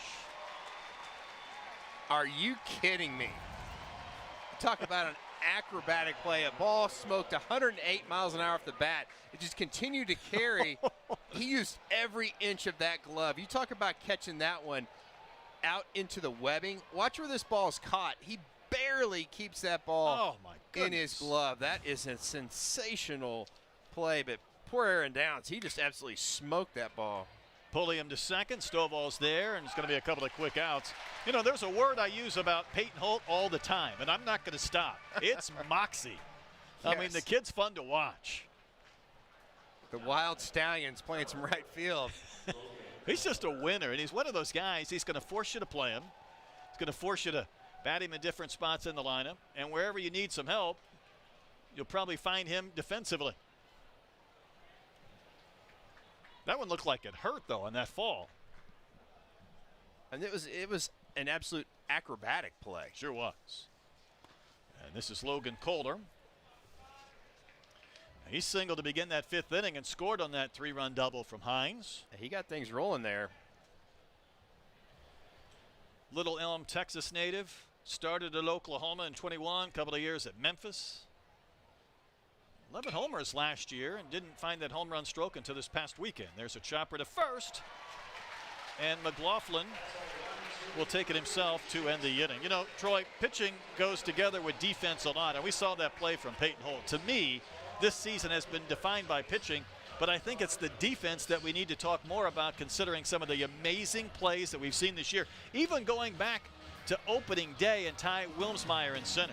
Yeah, watch Wilmsmeyer. He's going to come out the right side of the screen, just climbs the ladder, robs a home run. I think he would hit a home run and had 3 or 4 hits that ball game as well. And again, just Peyton Stovall has not made an error all season. Look at the extension right there. That is absolutely ridiculous. And then the deke of all time. Just talk about this one, Brett. I mean, he fakes the catch. So the runner at third takes off. He goes back to tag. Holt throws behind him. Sprague thinks I got a chance for a nut at the plate. And that was in a tie game that Arkansas would come back to win. What a heads-up play. And that Dave Van Horn talked about that is, they practiced that, but that play is just absolutely incredible. Just a rocket right off the bat and just spinning, twirling, diving, you name it. Whiplash at the end from Peyton Holt with that dive, and I think he's probably getting some applause from his bullpen behind him. But you talk about 2 teams, and it's not just Arkansas that plays defense. You're talking about the 2 best defensive teams in this conference. Yeah, Mississippi State can pick it as well, and again, I think that's why they've been in a lot of ball games and just absolutely red hot. Boy, defense just goes so far. It's just a morale killer, I think, sometimes in a play like that. You think if that ball gets over the head, you feel like that State's got some rally going in that inning, and just that was a leadoff hitter as well. Right. Would have been a leadoff double. Who knows? Maybe more. Vance up with the chicken dance here at Baum Walker. I got to get to the dude sometime. The new dude. These 2 schools know how to do it right when it comes to the outfield experience and to the fan base and the intensity by which these opponents come into these buildings and try and win games. Peyton Stovall is going to lead off the bottom of the 6th. Stephen back out there. And I'll tell you something about these 2 fan bases. Not only they come out, tremendous attendance, loud, very baseball knowledgeable fans. They know their baseball. And you can tell just by the way they might ride an umpire, get on some of these players and make it a true home field advantage. They start them young as well on both of these destinations. I bet you have a pair of shorts like that, don't you? I hope I do. I tell you what, those are key, but I don't know if I can wear those in public, but I did have some. Valid point. I think you could pull it off when you're about 4 or under. Understood. Or how about that hair color? That's a true fan right there. Got to do what you have to do, right? I guess you do. Stovall's 0 for 2. He's softly lined out. He's popped up. Going to hit that one in the air down the line and left and out of play.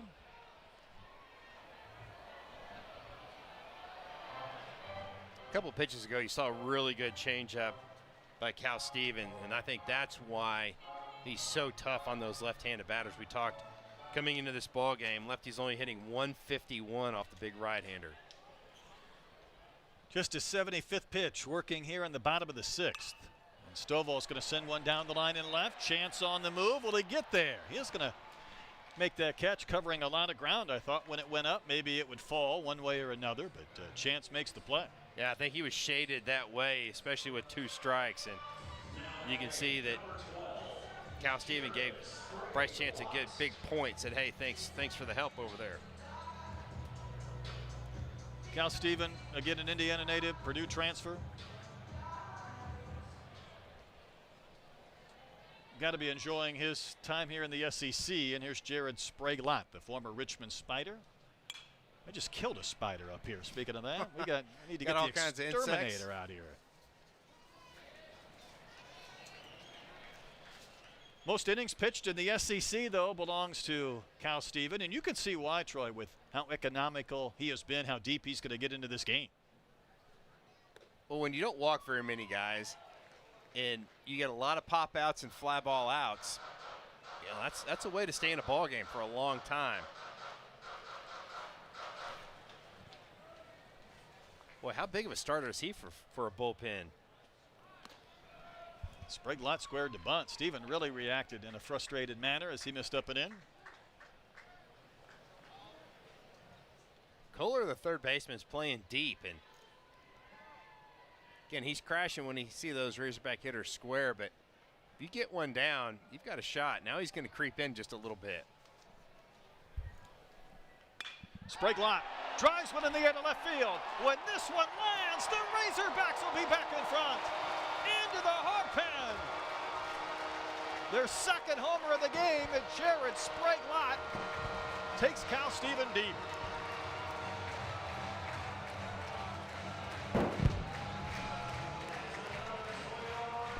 .421 feet to the people.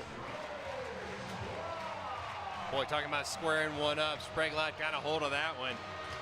That was a fastball right over the middle of the plate, up just a little bit, but not enough. Sprague Lott admired it for just a second. You see when he hit this and he stood there and watched, Scott Klein was about ready to tell him to take off, and then Sprague Lott went. Just a no-doubter deep into the hog pen. Prodigious shot by Sprague Lott way up there over the bullpen. Aloy trying to match him with a home run cut, and he came up empty. I think his shoulder's okay. And you know, Sprague Lott was a guy that Arkansas knew was a really good defender. They weren't sure if he was going to hit after the fall. And here he is batting 3-hole. Up the middle, and that's a base hit again. That's almost the same spot that Vahiva Aloy singled in his last AB. When Mershon was playing him a bit to pull. You're exactly right. That is, if you're Vahiva Aloy and you see him starting to hit the ball up the middle, which I call that one a base hit up the middle the other way, he's having to wait on that ball, and that's what you want to see as an Arkansas fan, is Vahiva Aloy being a little bit more patient, a little bit better pitch recognition. If he starts laying off that breaking ball away, he's a very dangerous hitter. Couple of base hits for Aloy after he struck out his first AB. Told you that was the new Dragon bat. I looked at it today, and he said, "Yeah, I've got 3 of them." And, wow! You know, you gotta keep those bats fresh. And working that one into BP. So what's new about it? It's the same design, is it different coloring or what? Just hasn't swung it yet. Just brand new, right out of the box. Ben McLaughlin's 0 for 2. Good pitch for strike one. The bottom fell out of that one. Started him with that curve. McLaughlin has walked, I should say, 45 times this year. And yet he's down in the count here, 0-2 to Steven. I would think if you're a patient hitter and you know this guy's going to be around the zone and throw a lot of strikes, maybe it changes a little bit of your mentality. Yeah, I think so. And sometimes I think that's why you see McLaughlin very aggressive in that last pitch, but that was a really good changeup. You might see it again right here. Went upstairs, and that's a wave and a miss. A 3-pitch K for out number 2.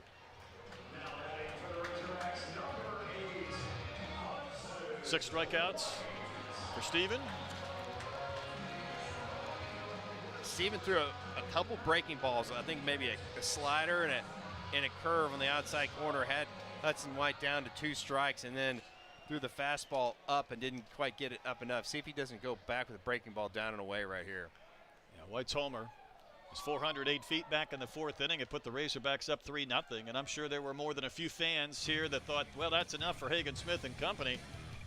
The Bulldogs came back to tie, but that must feel really good for Hudson White. Yeah, I think so. Yes, that really short swing, compact.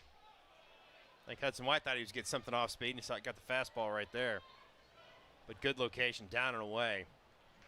Again, 11 home runs last year at Texas Tech, and going into this weekend, he was stuck at 1, and that came from opening day. I think our plate umpire Scott Klein wants to give our starter a new baseball. Oh, I think that Cal Steven, I think he went to his mouth and didn't wipe it off before. See, he just did it. He licked his fingers like Hagen Smith does, wiped it on his pants. That last one he didn't wipe off and went straight to the baseball. And they'll just throw that baseball out. That's an observant plate umpire. He's on it. Off and running is Aloy. In the air, down the right field line, chasing his downs, and it'll be back in the seats near those loge boxes. Everybody okay? It looks like nobody wore that one.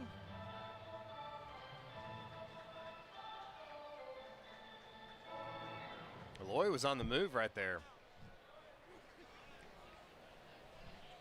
You know, Dave Van Horn talked to us mid-game about maybe managing, coaching a little bit differently. Well, it's going to hit another pop-up against Steven. Pulliam's been busy.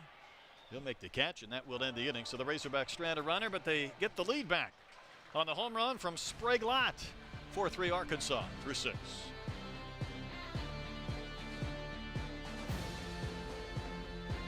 Winter sports, more than sports. When your highlight reel opens the door to 4 years of higher education, 0 student loan debt, and NIL earning potential. When your stats include free room and board, nutrition and mental health support, plus medical care with extended coverage. And when your experiences, friendships, and development put you in the win column for life. For college athletes, sports just mean more. When I was younger, I played make-believe. Now when I close my eyes, I just fall asleep. Dream on, to infinity and far beyond. Maybe they'll take you fabulous places. Maybe you'll wake up right where you belong. But dream on. CC, how many wins do you need to get to the postseason, to a regional? You get to 15, you're feeling pretty good. You start to get down to 13 or 12, and it becomes a much more difficult scenario. So you've got Arkansas at 17 wins, the Bulldogs and Mississippi State at 14, so they're feeling really good right now. And again, one more really pushes that percentage up. If you can get to 16 wins if you're the Bulldogs, that's kind of just locks it in. You see 121 out of 121, pretty good odds. Here's your national seed projections. How are we feeling, though, about Florida at 10 and 14 and LSU at 9 and 15? I feel like Florida's going to get in. Yeah. I feel like LSU could if they play well like they did last weekend, but I guess there's still work to be done. Hoover will become important for those two teams as well. I think so, and it'll be totally different for a team like that, and especially if State can continue to stay hot. They'll just view that tournament a little bit differently. You might conserve a few of your starting pitchers if you feel like you're already in, you're already going to host. Hey, Fouch is back out there for a second inning facing 9-1-2, and he misses just a little bit outside to Johnny Long, who struck out both times in. Yeah, 9-hole hitter. If you're Christian Fouch, you've got to make work and hit that ball to get on base. There's that unusual stance from Long, who's going to take one at the top of the zone for a called strike at 96. So Fouch taking a little bit off at 96. Get me over a fastball. Guide that in there. It's an easy upper 90s as well, too.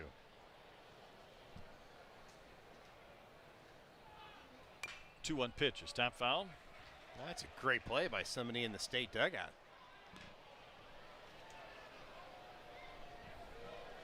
Chester speared that one. You have to smell it, right? You always have to smell the baseball. And Nate Chester was the first. He probably has a few family members here from Liberty North High School in Kansas City. The 2-2. Soft little flare is going to find some grass in right field. So Long able to serve one out to Peyton Holt, and Bulldogs have the tying run on base. Nobody out in the 7th inning. It's one thing that Mississippi State has done really well tonight is get that leadoff hitter on, put some pressure on that Arkansas pitching staff and defense, and just doing enough if you're Johnny Long. That's your job. You just got to put that ball in play. Good things will happen. Not really a threat to run. You've got the catcher over at first base. This is Chance, who's been on base all 3 times. Not showing bunt, taking a strike. He's walked twice. He's singled. He scored a run.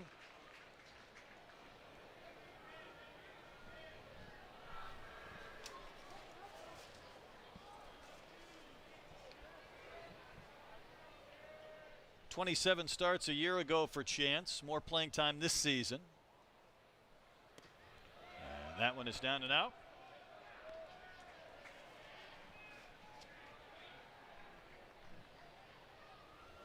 The thing I like about Bryce Chance is he's not jumpy in the box. He is not. He's very calm. Just takes pitches that are outside the zone. Like, man, I knew the second it left the guy's hand, it wasn't going to be a strike.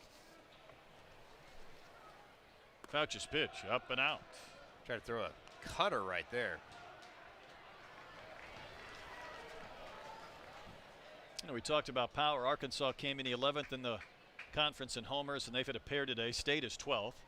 They did have a 3-run double, though, providing all of their offense back in the 5th. But it is a hitter-friendly, offensive-friendly type night at Baum-Walker Stadium.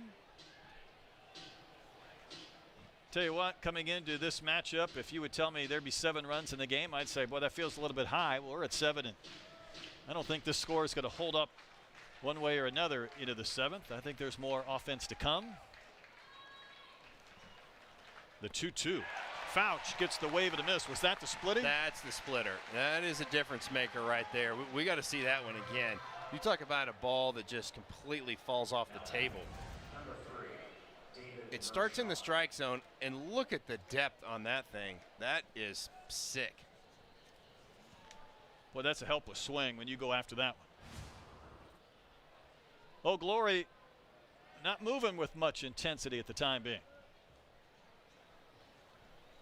Here's Mershon. He'll turn around and bat left-handed for the first time tonight. And keep in mind he's a better right-handed hitter than lefty, but he struck out twice and walked so far in the game.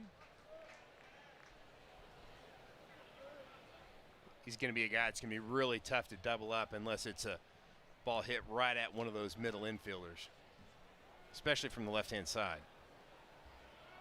Fouch's pitch just about rode in and got Mershon. He had to hop, skip, and jump and dance to get out of the way. That was 97. 98 up here in the booth. You don't want to get hit by that. I don't want to get hit by anything, no, let alone 97 or 98.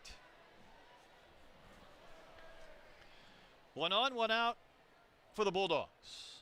And the pitch from Fouch. Berry's down and in 3-0. Remember, it's Jordan and Hines to follow the dangerous portion of this Mississippi State lineup. And you don't want to push somebody already in scoring position with those two guys coming up. Got to believe Mershon will make Fouch throw a strike, maybe more. And that is ball 4. So another walk and a couple of base runners for the dangerous Dakota Jordan. And it's still just 1 out for Arkansas. It was a borderline pitch, but again, that's one of those pitches that you're not going to get if you've been so inconsistent finding the strike zone, especially on that batter Mershon. Dave Van Horn making that walk out to the mound, and 99% of the time that means a pitching change. Well, Gabe Gackel is warming up, and he looks like he's hot down there in the bullpen. Freshman reliever, at times closer, might just be summoned into this game here in the 7th inning. Jordan and Hines to follow in this Mississippi State 7th. And that's going to do it for Fouch.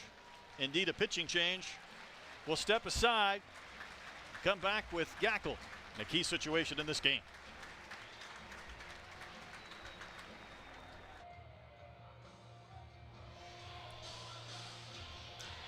What a sunset at Baum-Walker. The hue is always better at a baseball park.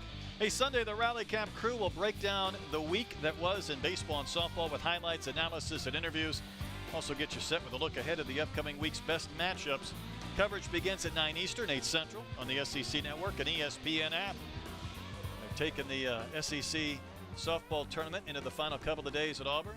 How about 2 14-inning games in day 1? and some lightning, all kinds of fun stuff. Well, here we go. Big matchup. Gackel out of the bullpen to face Dakota Jordan. Power versus power right there. How about 96 in the first fastball by the freshman, Gabe Gackel. Jordan has singled and walked and scored. Told you the D1 baseball has come out with their position rankings, and you start talking about the best outfielders in the country.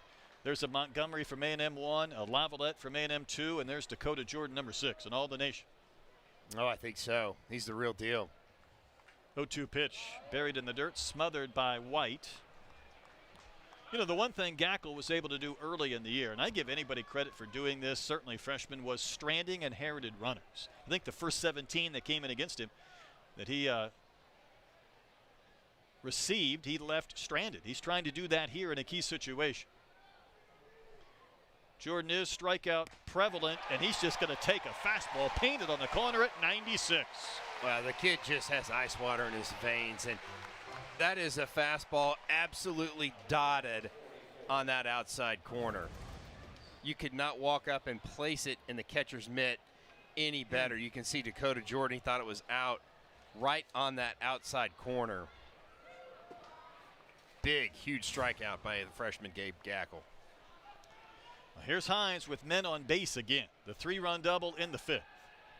Now facing a right-handed pitcher. And I mentioned those home runs, Troy, 52 in his career. And you think about the active leaders in the SEC that are ahead of him. It is a who's who as you look at the numbers for Gackle on the year. How about the players ahead of him going 4th to 1st? Condon, Montgomery, Caglione, and Tommy White. Whew. That is a murderer's row of SEC power hitters, and 98 for a wave and a miss. And talking about dialing it up, but you're right. Hunter Hines is right there in the thick of those guys that are names are so recognizable. Fouled back, and it's 0-2. That is not messing around. Arkansas talks about trying to race to 2 strikes, and Gabe Gackle has got Hunter Hines 0-2, but you got to be really careful because you can see what he can do. There's that list. Gackle's really trying to get a good listen to what pitch is coming. 2 outs and 2 strikes. And one rolled foul up the first base side near the tarp and propelling down the line. And Hines, with those 3 runs batted into the 5th, puts his total at 50 on the year. Even just a base hit would tie up the game. An extra base hit would put State in front for the first time. But Gackle gets the wave and a miss. And how about an elevated 97-mile-an-hour fastball by Gabe Gackle? Again, just super clutch. Brett, you talked about leaving runners stranded. That's what Gabe Gackle did right there.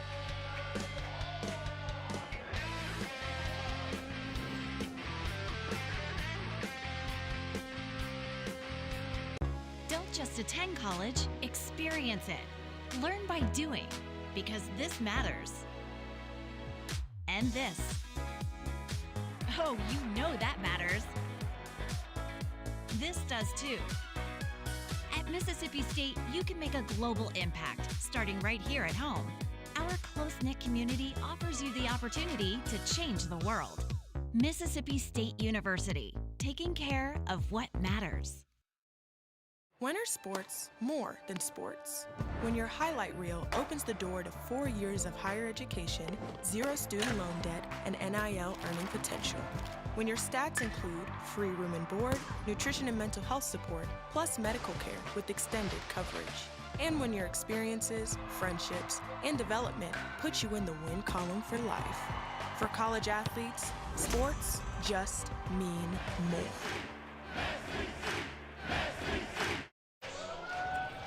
Everybody's sufficiently stretched out at Baum Walker. Here's your SEC tournament bracket. Arkansas started playing last night. They finished this morning. They lost to Mizzou. Unfortunately for them, Tennessee lost on the other end, so it's the battle of the Tigers. Florida and A&M still going at it. On the softball in Auburn. We're just beginning this weekend series here. A good one, as we expected. 4-3 Arkansas going into the bottom of the 7th. And Ryder Helfrich batting, and Troy Cal-Stevens still in the game. And he is still rolling along. That was only his 88th pitch of the night. Helfrich is singled and flied out to left. See those 3 home runs. His biggest, though, came late in a game at Auburn. DVH wasn't even there for the birth of his grandchildren, all 3 triplets, yep, at the same time. And, well, not the exact same time, but you know what I mean. And Helfrich hit one over the monster and left. Did he check? That is a swing. And plate umpire Scott Klein didn't even bother to ask Jeff Head. Might have to see that one again. It's hard to hold that mighty swing from Helfrich back. Let's see if he was able to do so. I think that's a swing. I think that's a swing. Here's the 1-2. That's a chopper. Mershon's going to have to charge and throw on the run. He does. Out at first is Helfrich. Good play by a talented defensive Mississippi State team. That just shows the skill of Mershon, how quickly he covered a lot of ground to get that baseball before it hopped one more time. That's Ryder Helfrich, a catcher that can run pretty well for a big guy, but watch Mershon get rid of this ball. The exchange was so fast. Man, that was close. Wasn't it? I'm really surprised that play wasn't challenged. Yep. I think he got him by a eyelash. I think that's going to have to be your first base coach that's going to have to make that call. Jason Jones tried to hold that bat back but could not. He's 0 for 2 in the game. Little excuse me strike right there by Jason Jones. You can see he grimaced, just not being hurt, but just, man, I did not want to waste a strike right there. Arkansas looking for some insurance, leading 4-3. And when you talk about winning series, of course, winning on Friday night with your ace is certainly the recipe for that. And Arkansas has had a few blips in the road on Saturdays and Sundays, or games 2 and 3 so far of series. But keep in mind they are 31-2 at home. And Troy, they have won 9 consecutive SEC weekend series at Baum Walker since last year, and 20 of their last 21 they have won the series. Yeah, it's just phenomenal of how this team plays in this park in front of this fan base. But you're right, that's just mind-boggling. So State would love to upset the apple cart and get one tonight as Jones fouls one back. Because the one thing DVH said about the rotation of Steven and Sanger tomorrow, he said it might be the best 1-2 punch in the country. And then he said, hey, A&M might be the most talented team right now in the conference, but Mississippi State might be the hottest team. I agree with both those statements. Here's the 1-2 to Jason Jones and fouled right back. And in fact, Coach Van Horn said if you'd take a poll of some of the coaches and you said, hey, who are 2 teams right now you don't want to face, they would say Mississippi State and A&M, and that's what Arkansas has back-to-back as they try and win another SEC regular season championship. Yeah, I think so. It's not easy for the Hogs. And, again, Mississippi State is coming in here with guns a-blazing tonight. Jones hanging tough. And the 1-2 pitch is down and out. That's a good quality take right there by Jason Jones. And you know, DVH also addressed again the elephant in the room, and he also added, unsolicited, hey, a couple of weeks ago people would have said you don't want to be playing Arkansas. And he said right now they're saying maybe it's a good time to get them, and, you know, always providing maybe a little motivation for these guys. And that one's fouled back. In fact, quite frankly, on finals week, he locked the guys out of the building for a couple of days, told them they looked tired and not to come in. Yeah, I think that was a really good move, but we always call that's some good bulletin board information right there. Throw it up there, let the boys read it. Try to get them a little bit extra motivated. This will be pitch number 100. Jones hard hit on the ground to short. Scooped by Mershon again. Accurate throw, 2 outs. He's handled both ground balls from Helfrich and Jason Jones to begin the bottom of the 7th inning.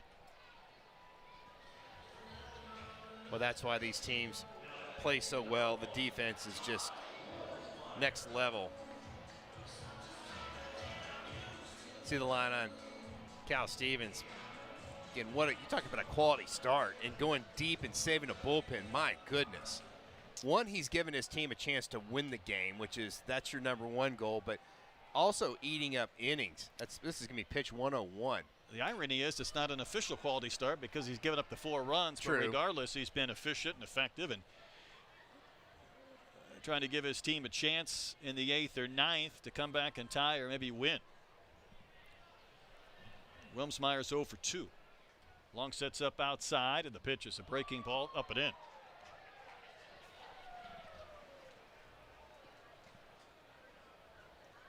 You just feel like Wilmsmeyer's due to hit something hard.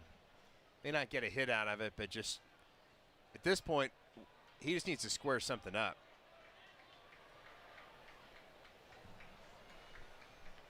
Trying to turn this lineup over for Holtz.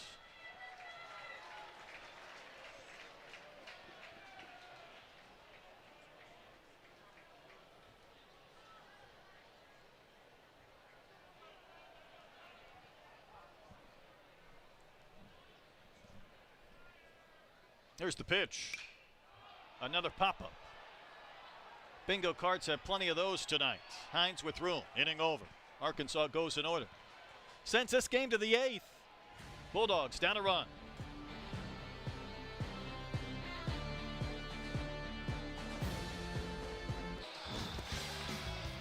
Well, great start for both these pitchers. Cal Steven has been spot on. You can see he's been living up with that fastball up in the zone, just blowing away Arkansas hitters. Hagen Smith kind of fought that control a little bit, but he still does Hagen Smith stuff.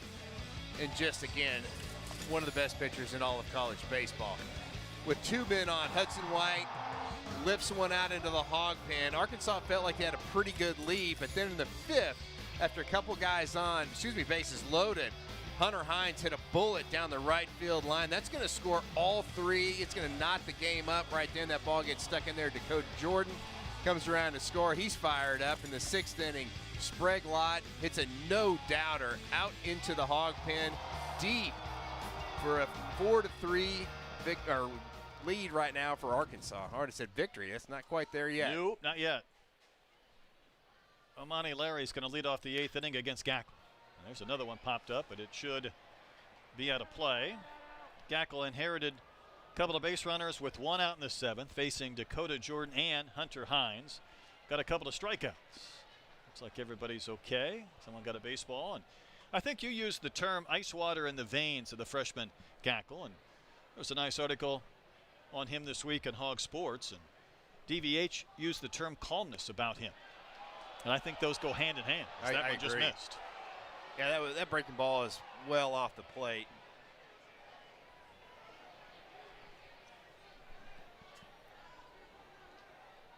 Larry's 0 for 2 with a couple of strikeouts. Did he offer? No. And I think DVH went on to say that he comes into the game with a little bit of calmness because he knows how good his stuff is. He just trusts it, and he attacks. I think there's a lot to be learned about that. I think so. I mean, he knows he can land the breaking ball and the fastball for strikes kind of whenever he wants. He has really good command with that fastball. That pitch is a little bit of a difficult thing for these hitters to contend with as well. That was a really hard breaking ball. Look at that swing and miss. Heat map. Boy, up in the zone, he's really tough. And fouled back. How do I get a subscription to 643 Charts, by the way? They've got the best stuff, don't they? It's great. Tom Hart and Chris Burke were going over that the other day, and I texted Berkey. I'm like, where are you getting all this stuff? He just said 643. That was his reply. I'm like, all right. Not sure how Larry got a piece of that ball. It was about 3 or 4 inches off the plate. 2-2. Punch to first. McLaughlin almost overran that ground ball, but he scooped it. Flips to Gackle for the first out in the 8th inning. Whether it's Holt or McLaughlin on the right side of the diamond, there's been some adventure this evening. McLaughlin act like that hit something and changed direction because he's moving to his right, and all of a sudden he has to go back to his left. I'll tell you what, he doesn't make that play if he's a left-handed first baseman. That was one of those balls that if that glove, I think the ball found the glove. Well, you don't want to overrun a ground ball regardless of the circumstances. Aaron Downs is 0 for 3.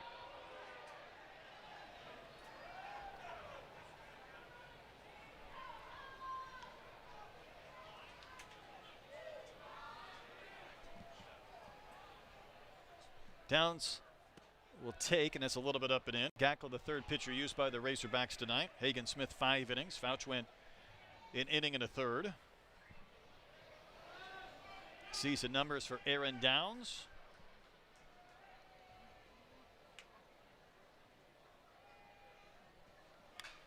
Fouled right back to the screen. Good cut.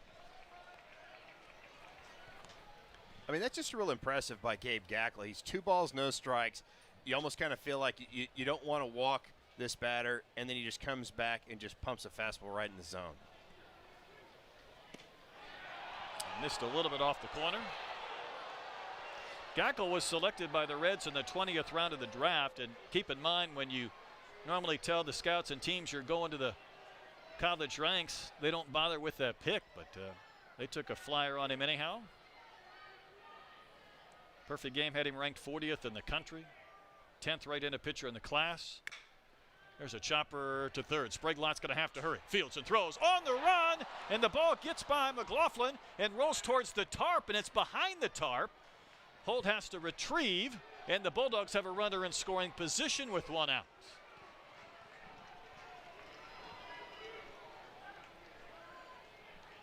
I thought Sprague-Lott might make another fantastic play, Troy. I'm not sure if ball and runner arrived at about the same time for McLaughlin to contend with. Yeah, when it bounced that time right there. He just didn't grab it. Yeah, I just think that ball got on McLaughlin faster than he thought it was going to. I think if he catches that ball, he's out. Well, I do too. It was going to be bang, bang.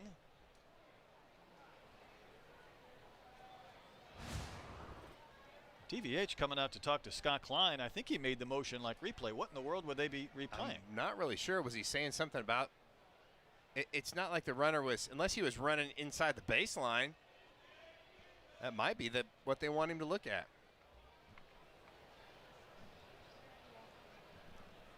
Well, see if Scott Klein informs us what is going to transpire. Arkansas is challenging the play at first base for potential runner's lane interference. Previous plays under review. I guess you can spend them if you've got them. Now, in the big leagues, they've changed that running rule area where you can be on the inside of the chalk as long as you're not to the grass. You can be in the dirt in fair territory, but might be worth another look here. The irony is that it wasn't a ball that was thrown into the line. It was thrown away from McLaughlin. Sure. I guess the argument is, for argument's sake, is okay, well, maybe the defensive player tried to throw that ball around the runner because he's running inside, so that's why he misses well to the left of that first baseman. Chris Lemonis wants maybe an explanation as well. Regardless, Bulldogs should have the tying run in scoring position. Talk about a veteran crew. You got Lemonis talking to Jeff Head. That's Scott Klein. It's going to be ruled in air on Sprague-Lott, and this is going to be maybe the best look to see. Well, he's definitely on the inside. It's a direct line, isn't it? He's not running in the runner's lane for sure.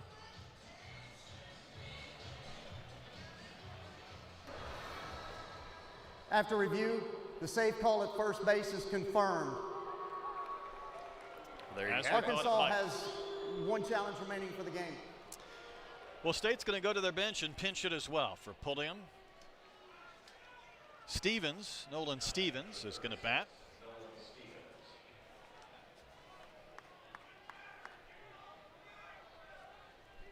Got a freshman from Elk Grove, California, against Arkansas's freshman from Aptos, California. Meeting here on a Friday in the SEC. And the first pitch in there for a strike. 1 homer, a couple of runs batted in for Stevens, the left-handed batter, again hitting for the second baseman Pulliam.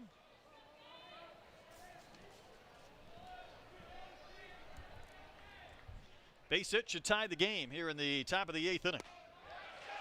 That's at the bottom of the zone. That's a good pitch. Stevens maybe not sure, but Gackle painted. Well, this is jump why ahead 0-2. This is why Mississippi State made that move. How about righties hitting .070 against Gabe Gackle, lefties .214? Yeah, you got to play the percentages. 2-strike pitch, and he hit Stevens on an 0-2 pitch. So an error and a hit batter, and the Bulldogs in business.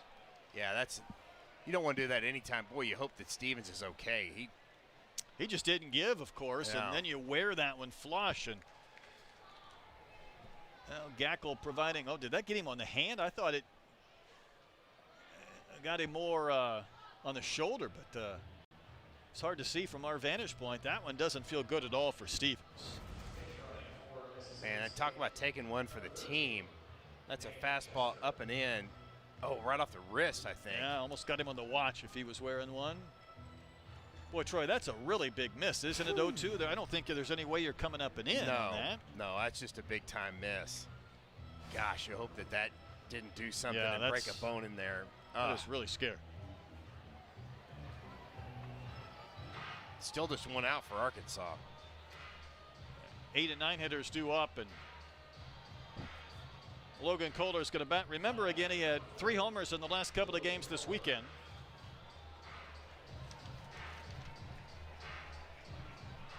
Tonight he has singled and scored, and he's grounded out and struck out. Chester, the Kansas City area product, is going to run.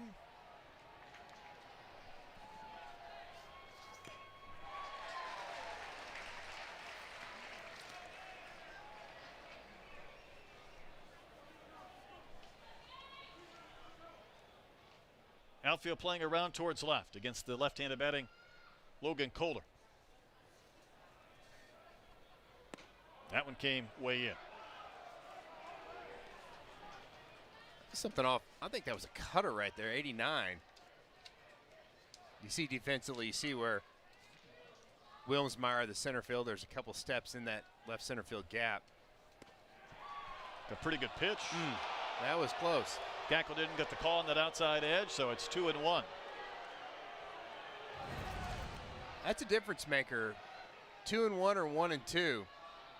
A little bit of pull by Hudson White to try to feel like that was maybe a hair off. And that one misses further out of the zone. 3-1. Well, if you're Logan Kohler, you've got to love this opportunity right here. You got to set dead red fastball, make sure it's not up in the zone, and let it fly. Ball 4. 3 free base runners on a dribbler to third that was scored in E5, a hit batter on an 0-2 pitch, and a walk to Kohler.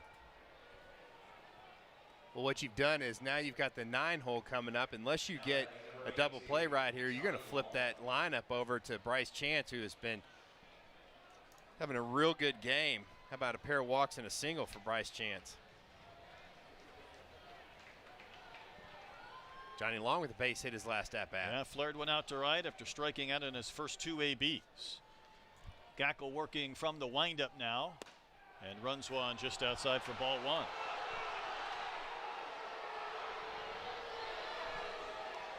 Gackel got a couple of strikeouts. The only batters he faced in the 7th. I thought with a really quick 8th, there's no doubt he would pitch in the 9th. Who knows now, because the game situation may take over. I'm sure he wants to find a way to get Long one way or another, as you mentioned, with the leadoff hitter Bryce Chance on deck.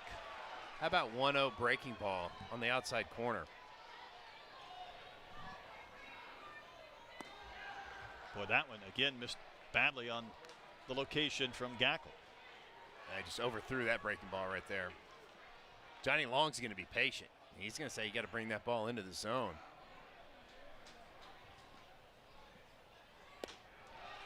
3-1. You know, the one thing that a lot of coaches will say is Arkansas is not going to give you anything. It feels like tonight they have given a little bit. They really have. With some base runners. State's trying to capitalize. And a walk to the 8 and 9 hitters to force in a run to tie the game. E5, hit batter, walk and walk. Still only 1 out. You feel like that the complexion of that inning, if Sprague Lott can make that play, it just completely changes. Boy, Gackel is in a lather now. I mean, it's a warm night, but the temperature's probably dropped into the upper 60s, so it's not excessive. In fact, it's 66 out there, but it's the game situation that is heated up. Chance back to the top of the lineup will take a strike, so 4 straight runners reach without the benefit of a hit to tie up this game. Still just 1 out. Ben McLaughlin's going to come in on the grass at first base. It's those misses right there, Troy, that concern me. He's missing sometimes by a couple of feet to his target. That one's not even close.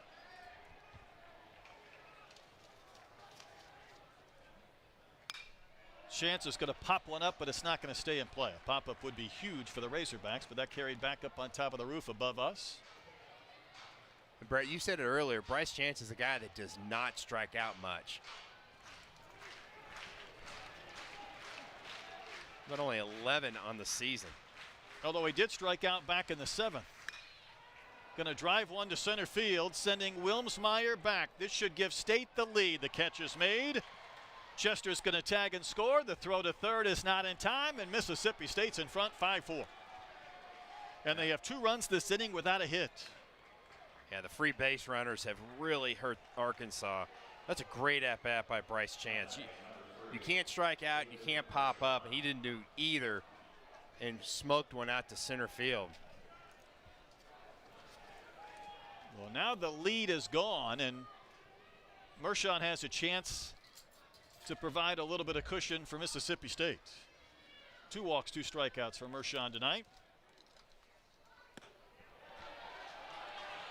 And again, Gackel, after getting those 2 huge strikeouts in the 7th, has not been near as sharp in the 8th. Dakota Jordan's on deck. Arkansas really doesn't want to see him this inning.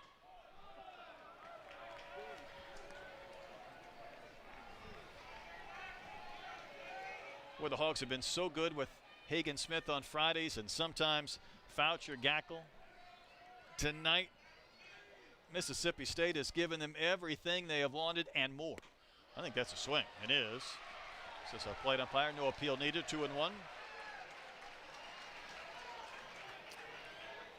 Again, we talked about how hot this Mississippi State team has been. Just taking advantage of opportunities. That one way in.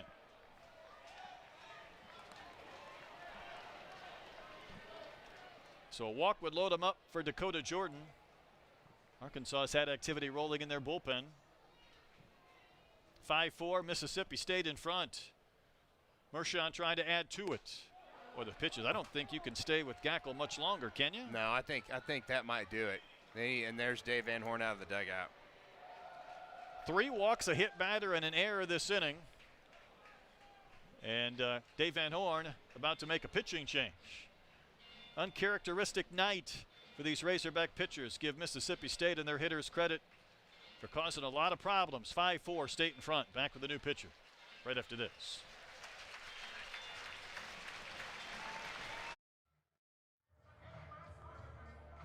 On some of those pitches.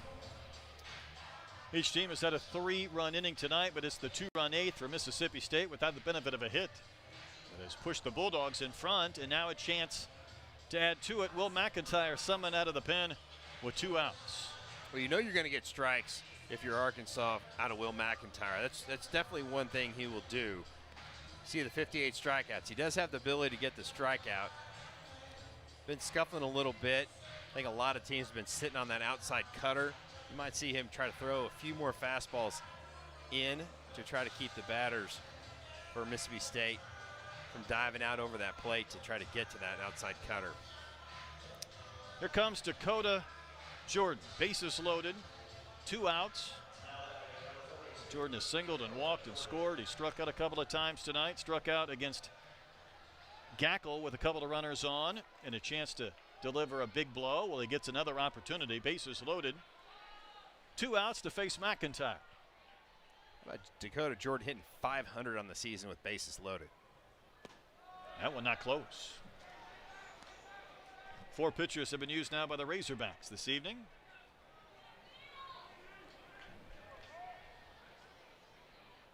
See the numbers for Jordan tonight and this season. Troy, it's not just the misses, it's the misses by 3 feet right now that we've seen from a handful of different pitchers. It's hard to explain. That's just not trying to give one right down the middle to Dakota Jordan, but you don't have anywhere to put it. And you're right, that's a pitch that doesn't even show up here in the booth. You can't even see that ball. McIntyre needs a strike, and he gets one. Maybe just right on that outside corner or a tad off, but he needed the call, and it's 2-1. That's a big strike right there. No place to put Dakota Jordan. Strike 2 call. Boy, a couple balls that right on the edge. Those are tough pitches to swing at if you're Dakota Jordan. You go back out there again? I think you almost have to. See if you get the call or the swing and the chase. McIntyre smothers that one, buries it in the dirt. So the count has gone full, and all 3 runners now will be able to take off on this pitch. An extra base hit should clear the bases again.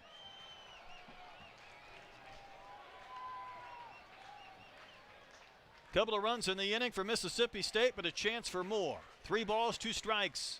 Runners take off. The pitch, strike 3 called. Jordan down looking. McIntyre gives the Razorbacks a lift on an inning in which Mississippi State's taken the lead. Yeah, it's a huge fastball down in the zone. Big strikeout for Arkansas. They still trail 5-4.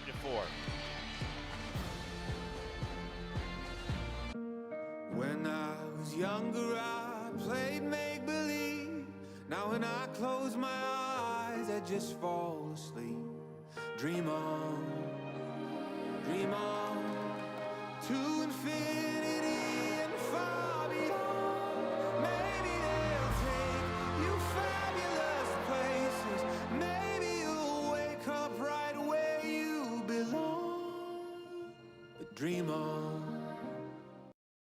Don't just attend college, experience it. Learn by doing, because this matters. And this. Oh, you know that matters. This does too. At Mississippi State, you can make a global impact, starting right here at home. Our close-knit community offers you the opportunity to change the world. Mississippi State University, taking care of what matters.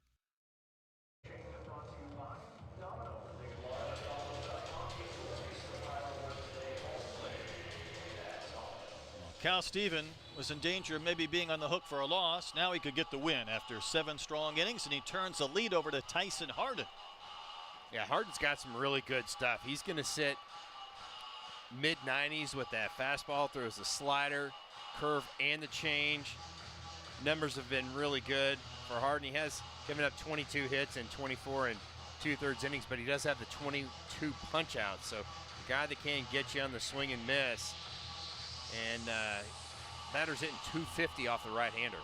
There's your line for Stephen. 6 hits in the 4 Ernie's. Didn't walk a single batter, struck out 6.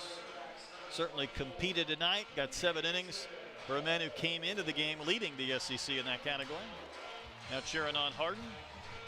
It's going to be at the top of the lineup for the Razorbacks. Holt, Stovall, and Sprague Lott, Vahiva Aloy if anybody reaches. Arkansas has never trailed in this game until now. Holt is 0 for 3, pop-up, a fly-out, and a strikeout. And the first pitch was a strike, even though it wasn't caught by Long.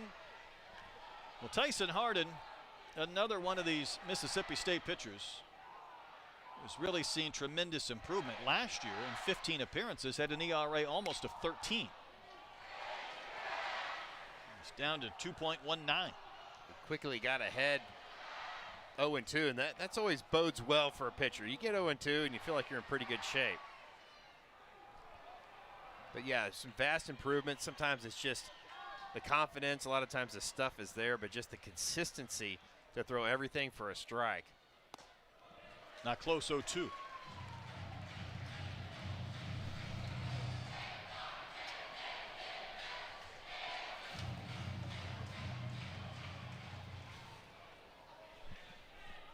Arkansas came into this game with the best earned run average in the conference, but State not far behind at 4th. Right now, the Bulldogs trying to find a way to win this one.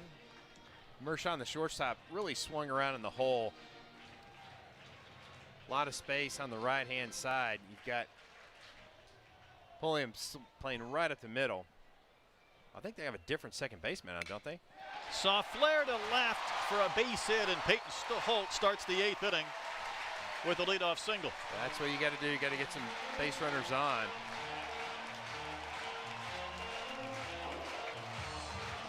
Chester stayed in to play second base after he ran. And Peyton Holt down 0-2, able to connect and get a base hit. Well, that's not a bad pitch right there by Tyson Harden. That's on the outside corner, exactly where you want to throw it. And sometimes the guy just sticks that bat out there and just loops one into the outfield. Peyton Stovall's 0 for 3. He's going to take strike 1. It has been rare for Peyton Stovall to have 0-first tonight. Came into the game 8th in the conference in batting average. Moved down a spot to the 2 hole so he could bat in situations like this with a runner on base. Good pitch. Another 0-2 start. Just caught that inside corner.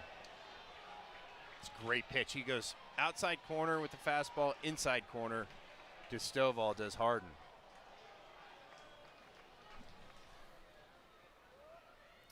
Next one is Stovall. A little bit up, a little bit out. A really competitive pitch right there. It's a great 0-2 pitch.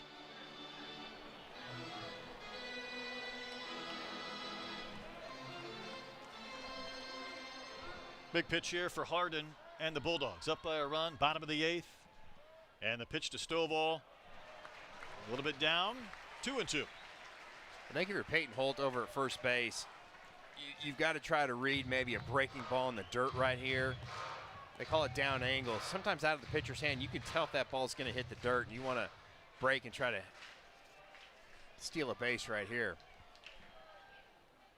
Stovall's going to take strike 3. He doesn't care for the call, thought it was in, and that's a big strikeout for Harden for the first out of the inning.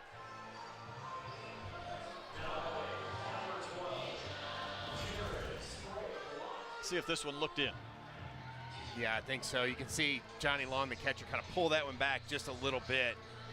It didn't miss by much, but it was definitely at least a baseball inside. Jared Sprague-Lott homered back in the 6th. At the time, it gave Arkansas a 4-3 lead. Now it's a 5-4 deficit. Holt bluffs going, slams on the brakes, and Sprague-Lott takes strike 1. And I'll tell you why Tyson Harden got that call is because he was consistent. He was hitting that strike zone ever since he got on the mound. And you'll get that call. You get the borderline one if you're inside that zone most of the time. Line towards center. Jordan was playing deep. He'll take it on a bounce. Holt will round and hold there. He will bluff and has to dive back into second base. The Wild Stallion got a little bit too daring for a split second. But Arkansas in business, they have the tying run in scoring position, and the go-ahead run aboard at first on what is a 3-hit night for Jared Sprague-Lott.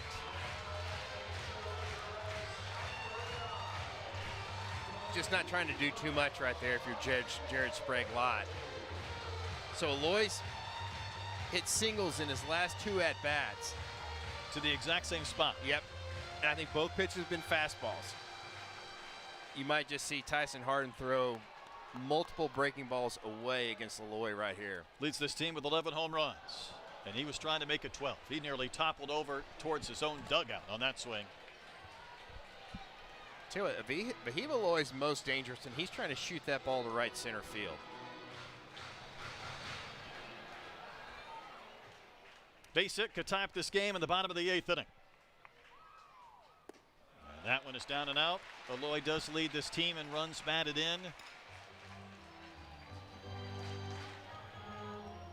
The transfer from Sacramento State has played every single game. I think he's played every single inning at shortstop. I think he has.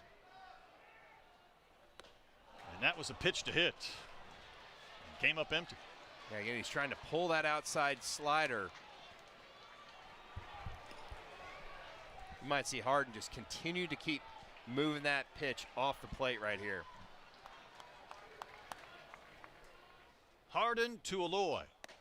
Well, that one nearly went over the head of Long. I mean, he had to jump out of his crouch to come up with that pitch at 95. That was an athletic play right there by Johnny Long. That's a huge play. If that ball gets to the backstop, that's runners on second, third with just 1 out. 2 on, 2 balls, 2 strikes. And a little bit outside, so now the count has gone full. Boy, it feels like this matchup, the verdict could decide the winner of this game. I think so. And if you're Aloy, you kind of got to think up the middle the other way. Hold at second, Sprague-Lott at first. Here's a payoff pitch, hard hit, up the middle, base hit. Peyton Holt around third. He's going to come home to tie the game on a Vahiba Aloy single. Evened up at 5. And the Wild Colts goes diving across the plate. And Vahiba Aloy has 3 hits. And Arkansas has come back again. That's a ball that's not even a strike that Vahiba Aloy hit. It's probably 2 baseballs outside the zone, and just with great extension just ripped that one right back. Look where this pitch is. It's not even a strike, and you see out of the chute, that's a really nice throw by Dakota Jordan. He's got a nice arm. Just too much speed right there by Peyton Holt. He wasn't going to run across the base. You know he was going to slide head first. I'm not so sure if you did a spray chart that all 3 of those hits are within 2 feet of each other tonight. Yeah, just great at-bat right there by the Hawaiian, Vahiva Loy. So a mound visit before Ben McLaughlin will bat. The fans call the Hogs here at Von Walker. Got to believe there's a crowd in excess of 11,000 here tonight. They let the fans in early to the Hog Pen because it was a land grab of sorts, a stampede to the best spots, and those flags are flying with pride in the pen tonight, and I got a feeling they might really blow it out if Ben McLaughlin comes through with a base hit. And that is a full Hog Pen. They are out there in full force.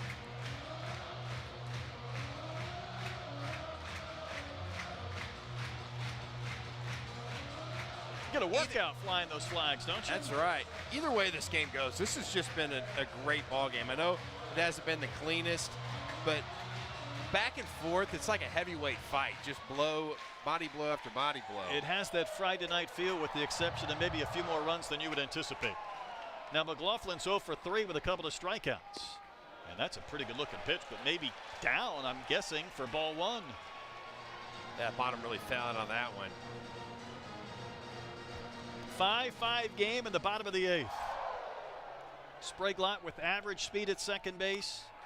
Be curious to see, Troy, if they send him on something hard hit to the outfielders who are playing pretty much at regular depth and straight away in the State outfield. Yeah, I think so. And then State's got Mershon playing right behind Sprague-Lott, so he has got to take a very short lead out there at second. 2-0 pitch. Fouled back. On that outside corner. Big cut from McLaughlin. It's 2-1. We definitely saw the arm at Dakota Jordan. He can let that thing fly. You know, we started this telecast talking about these 2 proud baseball programs, how the all-time series is tied at 57 apiece. Here we are late in the game on a Friday night, the game tied at 5 apiece. McLaughlin trying to do something about that, and he takes ball 3 in, and now Carden really doesn't want to walk McLaughlin for Hudson White, who's on deck. McLaughlin has walked 43 times this year. He's got pretty good command of the strike zone. Will he get something good to hit? The 3-1 pitch. That's down. That's ball 4. And the bases are loaded. And the beer hats will come out. And Hudson White has a chance to put Arkansas back in front. Joy, we go back to the 4th inning. This is what Hudson White did to give the Razorbacks a 3-0 lead and quite a lift. Yeah, 2 runners on, a no-doubter out to the Hog Pen, over 400 feet. And Dave Van Horn talked about him. You said that maybe he's going to get hot right here. You feel like he's so much more comfortable at the plate. You see that stance from Hudson White, and he's going to foul one away. And DVH talked about Hudson White's slow start and how he's made a few changes and adjustments. And yet if Hudson White was a 5-year-old and he had that stance, you'd walk up to him and say, kid, that doesn't look comfortable. You're leaning on your back foot. The hands aren't in quite the same place. Doesn't look comfortable, but it worked last year for Texas Tech. Bases full of Razorbacks. A liner to left. It's down. It'll score 2. Arkansas has taken a 7-5 lead. Hudson White plays hero again. Tell you what, you mention a guy getting hot at the right time. Hudson White is the nominee for the Razorbacks, and it's a 7-5 game. Again, that's not a bad pitch by Tyson Harden. That is on the inside corner, exactly where you want to throw that pitch. He got in on the hands of Hudson White, and he just muscles this ball. Look at this pitch. That's a great pitch. It's running in, and Hudson White just pulls those hands inside the ball, scoring 2. Big swing for Arkansas. Hudson White had a walk-off hit earlier this year at Von Walker. I bet that one feels just as good, even though it's the bottom of the 8th inning.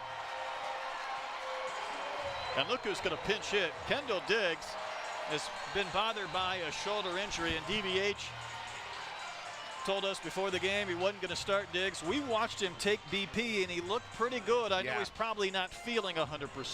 Yeah, he hit the ball hard in batting practice. And, again, sometimes if you're making contact and you've got a shoulder injury, it feels a lot better than swinging through a pitch. Diggs went 4 for 12 with 5 runs batted in at Kentucky, but he ran into the fence in game 3, re-injuring that shoulder. Kendall batting here, and he takes strike 1. Back in March, he tried to dive into second base and kind of got stuck in the dirt and hurt that shoulder, but it really didn't affect him to a few weeks later. That pitch was right down the chute that he took for strike 1. Center box on Hollywood Square. Yeah, that was, you couldn't get it more down the middle, but Kendall kind of has that MO of taking that first pitch and not afraid to hit with a strike under his belt. How about this 8th inning? State got 2 runs without a hit. Arkansas's answer with 3, and they're not done. And they've had 4 singles and a walk this inning. Yeah, still just 1 out. McLaughlin at second base. You talked about a guy that's got average speed, so a ball right at a state outfielder is going to be a close play at the plate. Diggs lifting one in the end of left field. Jordan running back, should get there, nearing the wall. He's going to make the catch. McLaughlin's going to tag. He's going to advance to third, and Diggs just missed 370-some feet out there to left center field, but not enough, and that's the second out of the inning on a pretty good swing from Kendall Diggs. Well, sometimes you want your outs to be productive, and at least you move that runner up in. He's already in scoring position, but now, like we talked about, the wild pitch can score a run. I don't think there's any lead that's safe tonight. And Jason Jones, the 8th Razorback to hit in this 8th inning. 7 runs on 10 hits for the Razorbacks. Little chopper to third. Kohler's going to have to throw on the run, and he does, to retire Jones to end the 8th inning. Arkansas gets 3 runs in the frame. Vahiva Loy had a big hit to tie things up, and then Hudson White singled to left, driving in 2 more. Arkansas will take a 7-5 lead to the top of the 9th inning.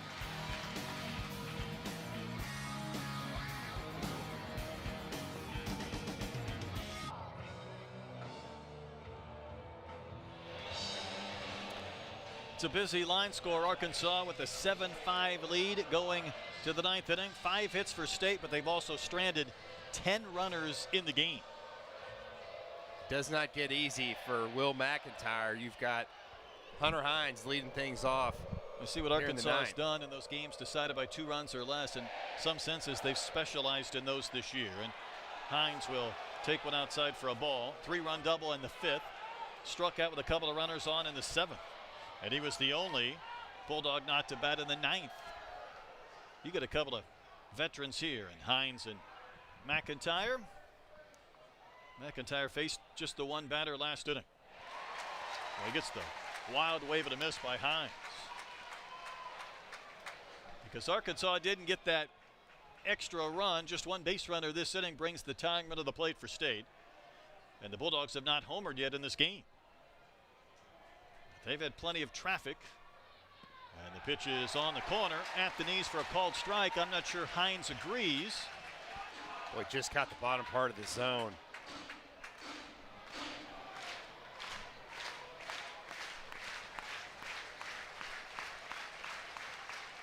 McIntyre winds and pitches downstairs, and Hines would not chase.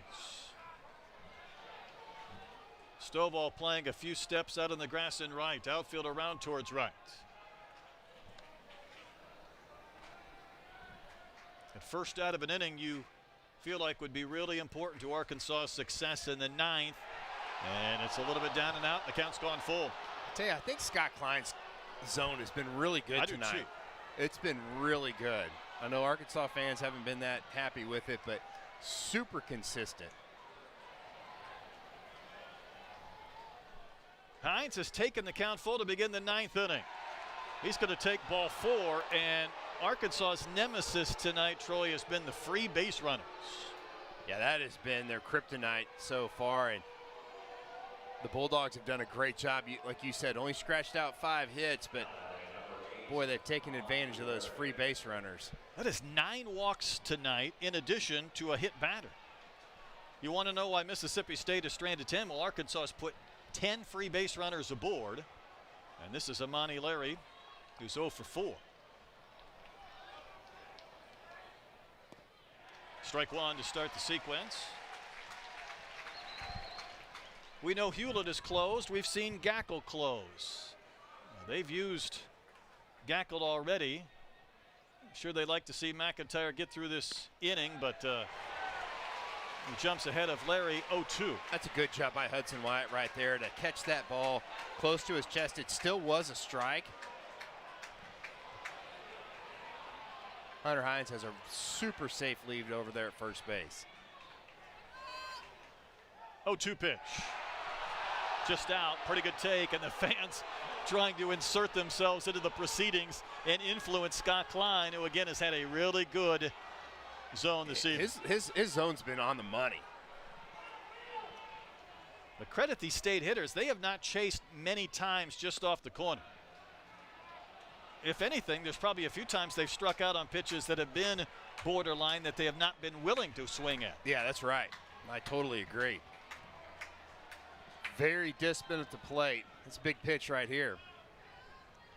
White sets up on the corner. Soft flare into center for a base hit. So a walk and a single.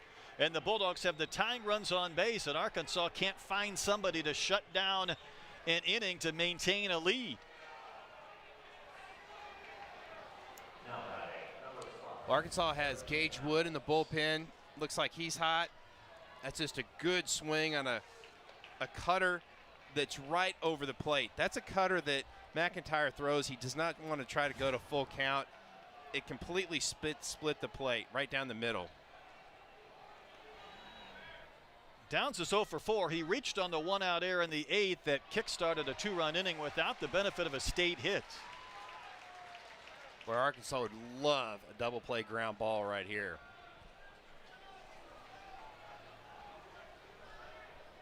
State looking for a big hit. McIntyre's been ahead of these hitters all inning long. He was ahead of Larry 0-2. He's jumped ahead of Downs 0-2. Now if you're McIntyre, you can nibble a little bit farther with that cutter off the plate. Try and get a chase. You see White set up outside. I think Hudson's done a pretty good job tonight kind of keeping some of those pitches in the dirt in front of him with runners on base. Yeah, that's the pitch that I know McIntyre doesn't want to hang one right there, but you're not going to get a swing most of the time when you bounce it about 55 feet. It's okay if you miss 4 or 5 inches or 6 inches off the plate, but you can't miss it down in the dirt.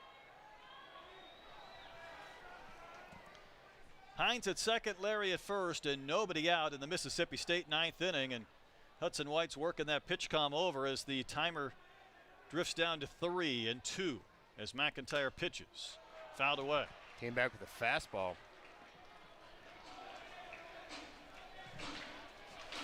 Arkansas's catchers, as we've talked about, call their own game. White does have the earpiece just in case he wants to get some help from the dugout or the bench. McIntyre may have gotten away with that last pitch to Downs. Little dribbler by the mound. McIntyre's going to have to cover first, but he missed, and then he dropped the baseball. And the bases are loaded and nobody out. McIntyre went after the ball. When he didn't get it, it was a race to first base, but he didn't have his normal path. He missed the base, and it wouldn't have mattered because he dropped the baseball. Yeah, just when it went off the cap, you knew where it was. It was almost like a bunt, like a push bunt. Tough play from McLaughlin. He did all he can do. Mac just doesn't catch the ball. I think if he catches the ball, his foot's not on the bag, and the runner's going to beat him anyway. I tell you what, this Mississippi State team, they are not going to go away.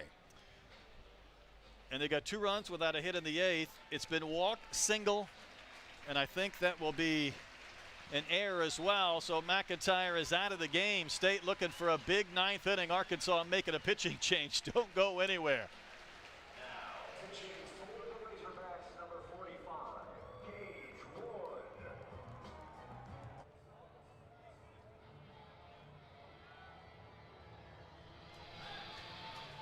The Bulldogs have loaded the bases in the top of the 9th, nobody out. There was some thought a couple of days ago maybe Gage Wood would start one of these games of the series. Well, now he's trying to close game 1. Yeah, Wood's got electric stuff. He'll sit 94, 95 with a fastball. Arkansas's just got to find a way to get an out this inning. Nate Chester, the batter. First pitch is fouled back, and I know Arkansas very much chasing a regular season championship in the SEC. I guarantee you nobody in the dugout's even concerned with that. But Kentucky defeated Florida 12-11 in 10 innings tonight on the road. And A&M is leading Ole Miss by a run in the 7th inning in Oxford. Woods 0-1 pitch, fouled back. I think every hitter this inning has been down 0-2 in the count, but the first 3 have all reached. Gage Wood, pitcher number 5, used by the Razorbacks, and it's a top stepper right now in either dugout.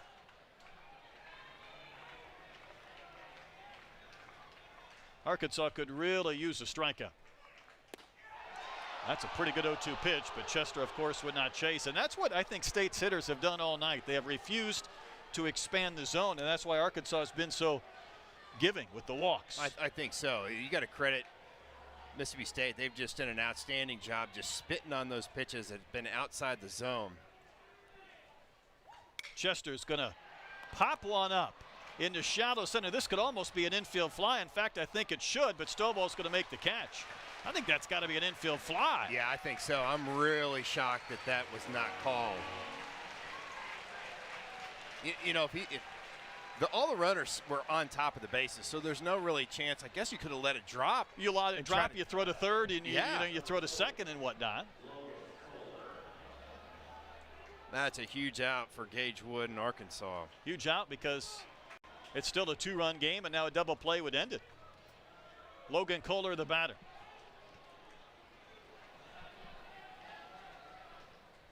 Kohler takes on the corner, 95 for strike 1.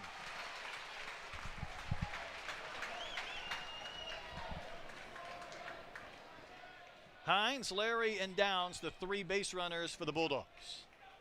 2-run lead for Arkansas, 9th inning. And again, the count 0-2.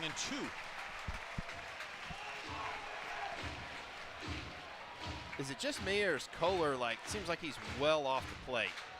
He's deep in that box as well. See what Wood does. 0-2. Comes right after Kohler, who fouls one back at the top of the zone to the screen. That is a great job by Logan Kohler. That is a pitch that very borderline, the top outside part of the plate, of the strike zone, could have been called a strike. Spoiled a great pitch. High drama at Baum Walker on a Friday night. Wood's next pitch almost hit it. I know we mentioned earlier, in SEC-only games, with runners in scoring position, State hitting an amazing .332 compared to Arkansas's .195. Well, all kinds of runners aboard here. Bases loaded, and the 1-2 pitch. On the corner, strike 3 called. Gage Wood has got a pop-up and a strikeout, and the Bulldogs down to their final out in the 9th. What a huge pitch by Gage Wood. Talking about dotting the outside corner, almost unhittable. The 9-hole hitter, Johnny Long, coming up. He's already got a base hit tonight, to his credit. Long will take down and out, but remember, he walked with the bases loaded back in the 8th inning when things started to go sideways for the Razorbacks.